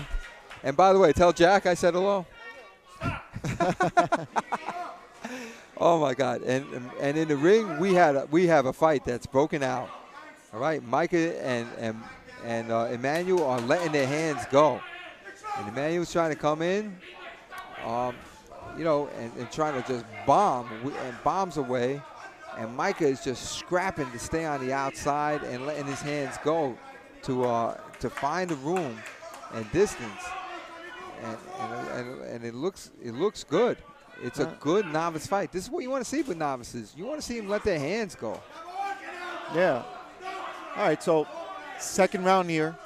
Again, this is a novice class 165. You have Emmanuel White in the red from John's Gym and Micah Reichen from Switzerland in the yellow headgear and the black. Right. And now scoring is Micah on the inside with a body shot right to the body, the solar plex of Emmanuel White. Emmanuel White being tossed back to the ropes. All right. Comes in, and trying to tag Reichen in the corner, but gets caught, and at the bell, and now they're back at their respective corners. Right, and that was a good round for a little bit, and basically we are taking a look at two novice fighters, and they both want to hit hard, and they just can't find their range, and that's something that happens in boxing all the time. Basically how you negotiate your distance, and they're both having trouble negotiating your distance. You want to find yourself in a comfortable range, and with novice fighters, I find that they try to hit people like they're heavy bags, and once people start moving, you can't hit no more. So these guys, they just practice too much with their feet still. Q-Dog, who's one of who's a trainer of Emmanuel White, moves beautifully. He is not that. So hopefully he shows Emmanuel White some more footwork. Emmanuel White could punch, though, I'll tell you that. All right, third and final round. Emmanuel White coming in with a right. And that's what I'm talking talking combination about. Now coming in with combination. Setting Swiss back, but the Switzerland fighter, Micah Reichen, trying to come back on his own, but doing more pushing than anything. Now trying to score on the inside. Now they're tangled up. Referee trying to break them up. And Micah Reichen has a nice right hook on the inside. He fights better from the outside, but on the inside he does have a nice right hook.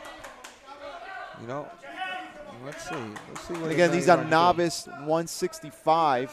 Right. And they don't look so bad for novice, Dave. They look good a little bit. They just don't understand that distance. But besides that, they're gonna get that.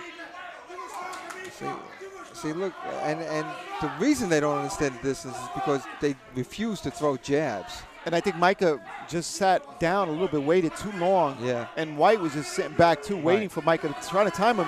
Tries to catch him with an uppercut coming in, does White. Right. And here he goes. Look at him. He's not throwing a jab. He was like reaching, like as I'm going to measure you. Why don't you stand there and I can throw you. And Micah trying to reach for the body now, catches Micah on the shoulders as they clash again in the heads in the corner. Right, so White is coming in without jabbing. Micah is backing up without jabbing. Yeah, there's nothing going on as they're backing up, and you see White just now, unloaded with a White, good double hook. But that's only when Micah sits down on the ropes and then he comes in and starts hitting him.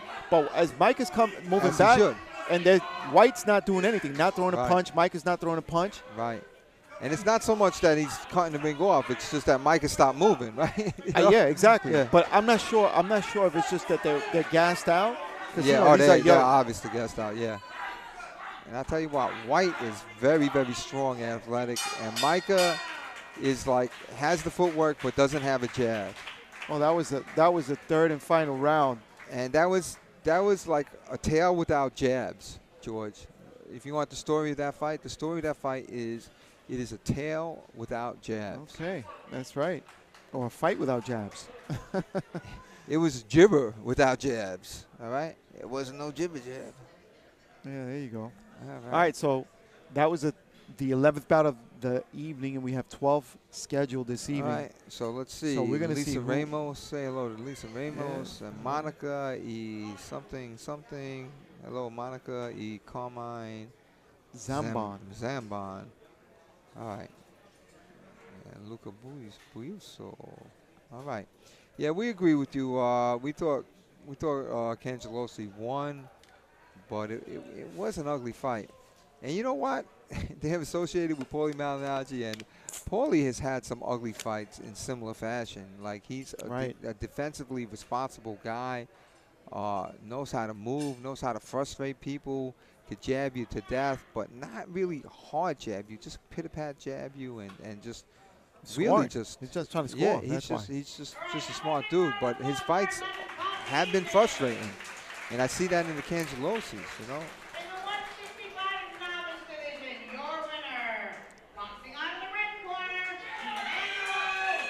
All right, I got to agree with that. Sure, absolutely. Oh, and we did not shout out referee Frank Pena on that, and his wife Barbara, who's probably watching. And Frank and Barbara Pena are two, just a lovely couple that come out and they support these kids, and they're wonderful people. They've been married for like something like 90 or 89 years together, and they're growing old nicely. They're just a fantastic couple. And here's the venerable Frank Martinez coming in, and expect Frankie to grab some of these kids. Now, Frankie Martinez is the opposite of Ilya Friedman. Ilya Friedman just talks from the outside, and he says, you know, hey, do this or hey, do that.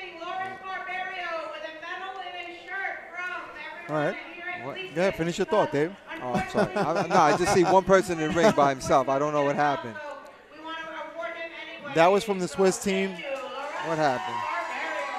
He came in, he got a bye, and he got a medal. He got a bye. You mean his opponent didn't show up? Oh, that's terrible. Opponent didn't show up. That's terrible. The guy came from another country. He came all the way from Switzerland. That's horrible. And his guy didn't show up. That's what happens sometimes. It is what it is.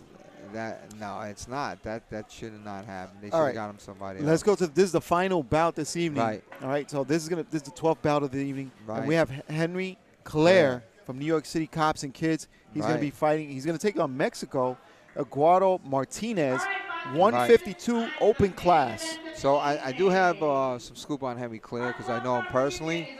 Henry Clare is trained by Patty.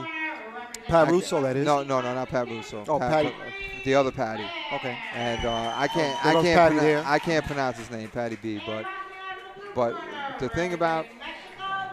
Go ahead. The thing about Patty is he's from the old school Gus D'Amato School of Boxing. Okay. And he teaches excellent footwork. So look for some really good footwork from Henry Clare. And Q-Dog's in with he's on with us here at the Pug House. At the Pug House. Say wave to the peeps.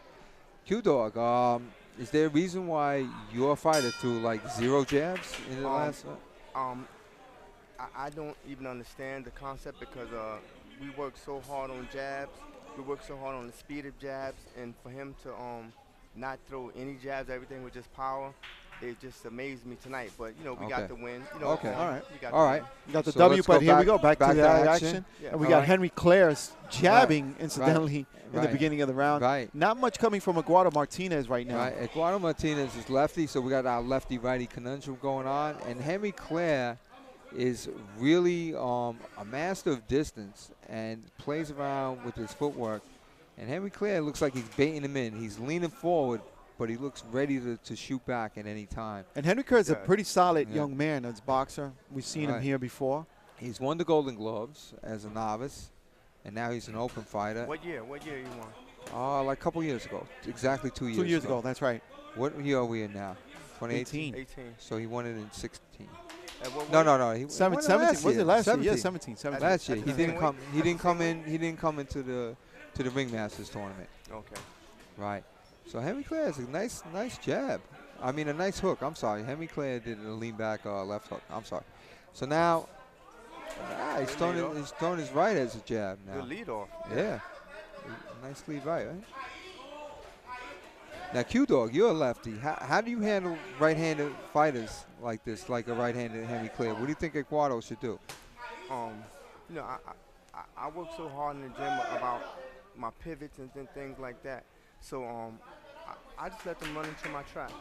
Okay. One thing I do is make traps. I make right. traps. And sometimes when I shift to the left. And right now, Henry Clare with a big right, connecting against Martinez. But Eduardo Martinez did score 2 lefts over there. But he's standing straight in front of him. He's strong. Yeah. He's a strong guy. You can see that. Right. But he's standing directly in front. When you say he, you meaning who? Martinez. Martinez. Okay. Yeah, he's squared away. He's kind of squared off and standing right in front of Henry. Right. Directly in front. Well, I'll tell you what. Henry, when he backed up, he didn't move to the side, and Eduardo caught him with a couple of lefts. Yeah. And there it is. Again, another left to the jaw. Right, because I'm talking about Henry Clare's foot movement, but he's moving straight back. Right. And he's going to keep getting hit with that left if he moves got straight caught there back. again. Moving straight back like you said, Dave. Right. Right. Yeah. See, like sometimes me as a southpaw, I'll bring it under and then I'll bring it over. Right. You know, so but he's going to try to find that see? Well, he's going to find that cake mix for it. Right. He's going to start baking that cake. Yeah. So, all right. So now I'm looking at Eduardo Martinez. Eduardo Martinez is moving forward, but he still keeps his weight on his back foot so he doesn't run into something. Eduardo Martinez is on his back foot, and when he's reaching in with his jab and his foot, I told you Frankie Martinez was going to touch somebody. Yes. Right. Good round. Frankie Martinez is the opposite of Ilya. Ilya will not touch anybody. Ilya will just yell at you, scream at you, warn you, never touch anybody. Right. It's like you got the cooties, like, I won't touch you. Frankie Martinez, on the other hand, is a boa constrictor of a referee. He will grab you. He will wrestle you. Sometimes I've seen him push and even like almost smack people. Yeah. He get in their face. Yeah. Now, when you were a young fighter, did you have Frankie Martinez? Absolutely, I had him a couple of my fights. Did he grab you? And no, he didn't never because I made him quick. But I seen some other guys. Okay. He had to really, even though he's a short man in stature. Right. He has a big heart, and he demands it. He demands respect in the ring. And he's not afraid to grab you, right? Yeah. He is not afraid to grab you. All right, so we see Henry Clare getting ready for the second round here. Right. And I think Martinez did pretty good in that first round. Right. Even though, he was standing in front, he did pretty good. He got off and was able to touch Henry Clare a few times. And this is the stuff that I'm talking about with the new wave of Mexican fighters. If you look at this new wave of Mexican fighters, here's a guy. He's a pressure fighter, but look, he keeps his weight on his back foot. So he's not going to lean forward and get hit with anything. He's going to work his way in there with the jab and with foot movement, and launch his left hand when he wants to, and he threw his left hand and landed with the right hook. Now Henry's got his arms are real wide too. Henry's arms are real wide. That leaves him open for body shots if Martinez really see. And you called it right there. Yes. And Q called it right there. He called it, but Henry did connect with that left. Right. See what he's digging at now? That's right. So Martinez connecting to the body in that exchange. Right. So if y'all had to judge round one, what would y'all who would have got round one? I would give it to our Mexican fighter Eduardo. That was left hand. Right. I think he missed with both though, but he came in with the right uppercut that looked like it landed though. And Henry came back with a good hard body punch himself. And again, Henry with the 2-punch combination there scores. Right. Not very clean, not very flush punches, but he's trying to get off. Right. And I'll tell you, I got to give credit to Martinez for coming here all the way from Mexico and connecting there with a 2-punch combination. Right. He landed about 3 right hands in that little exchange right here. 3 left hands, right? I'm sorry. Left hand. Yeah. Like Q-Dog left hand. Did he hit you with one? Yes. Did he hit you with one? Right. you know the power hand is usually the right hand, but But with Q-Dog and with Eduardo, it's and the again, left connecting hand. with that left Right. hand is Martinez. And if you want to see something good, and this is going under and over. Right, and he's got good balance. Yes. He's got very good balance. Sound guy. He's good on his back foot, and he's very much keeping his stance there, right? And this is something that when Henry Clare seems to be losing his punch. He's almost like Spider-Man, like leaping in on his front foot, and he's not in got position, caught there. right? Yeah. You see it, right? He's on his front foot. He's like throwing a haymaker type of right hand, and he's getting caught on his front foot. Henry Clare is. You know, he needs to be on both foot. He needs to come in with his legs and not his head. And there's Eduardo, like keeping his balance. And look at Eduardo's stance and look at Henry Clare's stance right there. That's the story of this round too, right? Eduardo had a good stance, and Henry Clare is like not keeping a stance. And Eduardo Martinez trying to connect with an uppercut as when they get a little closer. Yes. Right. He's trying to bring it under. Yep. Right. And Trying to connect to the body and right. I don't know, like you said, he's with under. See. Right. Yep, Under, there you go. and then over. Over. Yep. Right. And Q's been calling it all day, the under and over with the left hand. Yeah. So right now I'm seeing Eduardo taking the first and second round. Not much on the first round, but definitely on the second round he did take that round from Clare. Right. And Henry is just basically, I think, a little bit off balance here, right? He's not off balance, but he went from a attack mode to now it looks like he's trying to survive. Yeah, you think so? All right, yeah. so you know, he. All right, so is that he's basically in a point that he's so uncomfortable, right? That he's not really setting up punches. He's just throwing them almost out of desperation. Exactly. Okay. See, I understand. Yes. I understand that. I can translate that. Say something else, Q. Say something else, and I'll make you sound we like got the genius Jeffrey that you are. Bugatti. That's coach talk. That's He's coach watching. talk. Yeah. Jeffrey Bugatti is watching. Bugatti boy. Yeah. What's up, Jeff? How you doing? Do you really drive a Bugatti? Is that a car? Is that a car? Yes, it is. Yes, very expensive car. Yeah, he ain't got one. He ain't got one. You know. See now, look at the move. Okay. Now look at Henry's front leg, like, and right. he should have it on the outside. Right. Of right. It looks like Martinez. And Martinez just throw it right under. Right. Because he got it right. on the inside. And Eduardo Martinez, well, we saw some fights where they went on the inside and outside. I don't mind you being inside as long as you're moving to your right. Yeah, but when Henry stepped in, he put his foot right on the outside, right there in that exchange. And look at Frankie Martinez. He's just ready to fight. Yeah, Henry Clare. He said, if you don't take a step back right now, son, we're gonna fight. Right. And good exchange, but mostly for Eduardo. Eduardo Martinez scoring in that exchange. Right. Now here's Henry Clare coming in. And Henry again stepping right in with his foot on the outside, trying to go for the body. Right. Well, Henry's doing a little bit better, but you know what? I'd like to see Henry throw some jabs. Oh, he tried a combination, but Eduardo was very slick. He's slick. He's got the knack of where to be, not to get hit. And he's not moving that much, but he's moving just enough. Right. To get he's like one of these Mexican pros. Well, as we say that, Henry, of course, scores with the right hand. Nice body shot by Eduardo Martinez. Those Mexicans are good at doing that. You know, they can move just and a touch big right hit. connects. Good left by Martinez. Right. The exchange is furious. I'm sorry, good left. I'm sorry, yeah. Oh, look. And again, a nice shuffle. Two body punches and the head. Wow. Right. Henry did answer, but Eduardo scored with a good double body punch and a hook upstairs. Right. Good. Right. This is a good bout. This is a good bout. This is a very good bout. And Henry's just not finding the right formula. I mean, he's not desperate anymore, but he just can't find the right formula to land these punches, right? And then look at Eduardo. He's saying, all right, if you're coming forward, I'm going to move a little bit. He moves just enough not to get hit, right? Just enough. And again, for the body shots. He's throwing about 8 back. Right. 8 in this combination.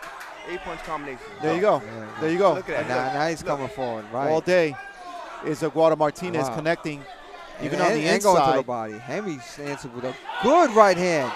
A good left hook to the body and a good right hand. Henry landed. I think he hurt Aguado a little bit. He did. He buckled him, but Aguado's still there. Now Henry gets caught by a 2-punch combination to top. Right. Henry wasn't buckled, but he did eat those 2 punches, though. And look at Aguado. And again, a big, strong left. And another left. And Aguado has really good eyes. Aguado throws, there's a little hesitation after he throws his jab. Do you see the little bit of a hesitation? And he looks for where Henry's head is going, and then he throws that way. That's good. Right down the line. You know what? Those are some of the intangibles. Do you have any hesitation in your punches, or do you just pull the trigger? I pull the trigger. Right. I pull the trigger. But some guys have that little bit of hesitation, right? Yeah, they do. Some guys, you have like the older fighter like Herns, he had that, but sometimes he'll pull that trigger. Herns always pulled the trigger. Yeah, when you see when he fought Duran, when he almost right before the knockout, he hesitated a little bit. Then that right hand came out. Boom. Hesitated a little bit. Right. So you got your fighter to read the rhythm wrong, right? And you also have to have good eyes, right? You see that opening and you hit. Right. Julian Jackson, another good puncher, boxer. Right. He had that little hesitation, but it cost you. Right. Who did he knock out? Oh my God. He terrible Terry Norris. With that. Was bad. Right. All right, we're taking it up to the ring for the official announcement.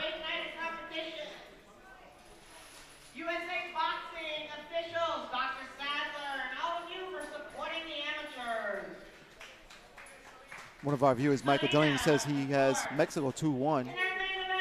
Yeah, I actually gave all 3 rounds to Mexico. Yeah.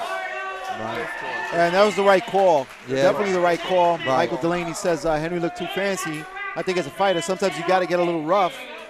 And I don't think that was the. I don't think that was the issue here today. I think that the Mexican fighter was very, very open, and Henry won the novice Golden Gloves. He didn't go into the Ringmaster tournament as an open this year, and I think he missed out on getting some experience. But how great is it for Henry to take an international Mexican fighter?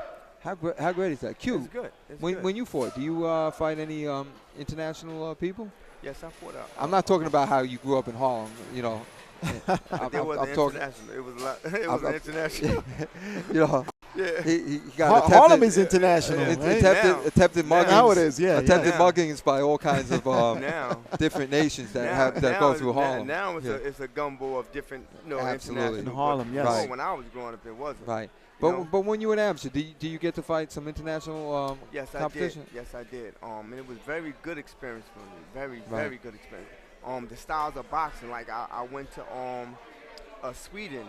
They box totally different. I went to several different countries. Right. And their style of boxing was different. But in the amateurs, at that time, it wasn't no tape to look at. It wasn't no YouTube that you can watch out. So this was in the 50s, right? Yeah, this was in the 50s. 50s. and it was black and white. So you had to adapt. You had to adapt to it, in a matter of seconds. It was like that in the 50s. I've read about that. Yeah. It wasn't that long ago, Dave. All right. So we're gonna wrap this up. We're gonna wrap this up. We're gonna thank you for joining us. I'm just pulling you out of the picture. All right. Thank y'all guys. Thank you. You look fantastic. Thank you for joining us this evening. evening. Don't let the door hit you in the ass on the way out. All right? It's cute. Actually, don't leave. I gotta talk to you later. All right. That's my man, Q Dog. All right. So. Again, you saw a great evening of boxing here, amateur boxing in New York City. Boxing. Out of Gleasons Gym and here on Pug Life Chronicles. In Dumbo. Yep. Right. And we want to thank you guys for joining us this evening. Right. We hope that this entertained you guys for the evening. And there'll be more boxing. We're not sure yet. I think we're coming back sometime this month, at the end of the month. I think we have one scheduled. We're coming by next week, as a matter of fact. Next week. Okay, next week. Might. So might just or might not. stay tuned to either our Instagram or Facebook page. We'll be letting you know exactly when we're going to be back on. And we'll be out of this gym here in Gleasons Gym in Brooklyn. We'll be transmitting again. So that's Switzerland and Mexico against the USA. That's what you saw tonight. We hope you guys enjoyed that. Yes. And I think that's about it, right? Right. So I'm Dave. Wait, before we do sign off. Oh. Just make sure, please, Google what's going on right now in boxing in the Olympics. Yes, in the Olympics. Please. We need all the support that we can get, that we can keep that on. I mean, a lot of amateur boxers become Olympians, and from Olympians they become pro. And this is what they strive for. Some of them want to become Olympians. We need that. We don't need them to become, what's that? That twirling stuff. Like baton throwing Olympians that could have been boxers. We don't want that. Right. Right. Okay. So just make sure you Google that. Please show your support to WBC. I think they're kind of. And where do they Google that, George? On Google. On Google. Okay. All right. So anyway, for Pug Life Chronicles, I'm your host, George Zayas, and Dave Steve. That's Pug Life Chronicles. Okay.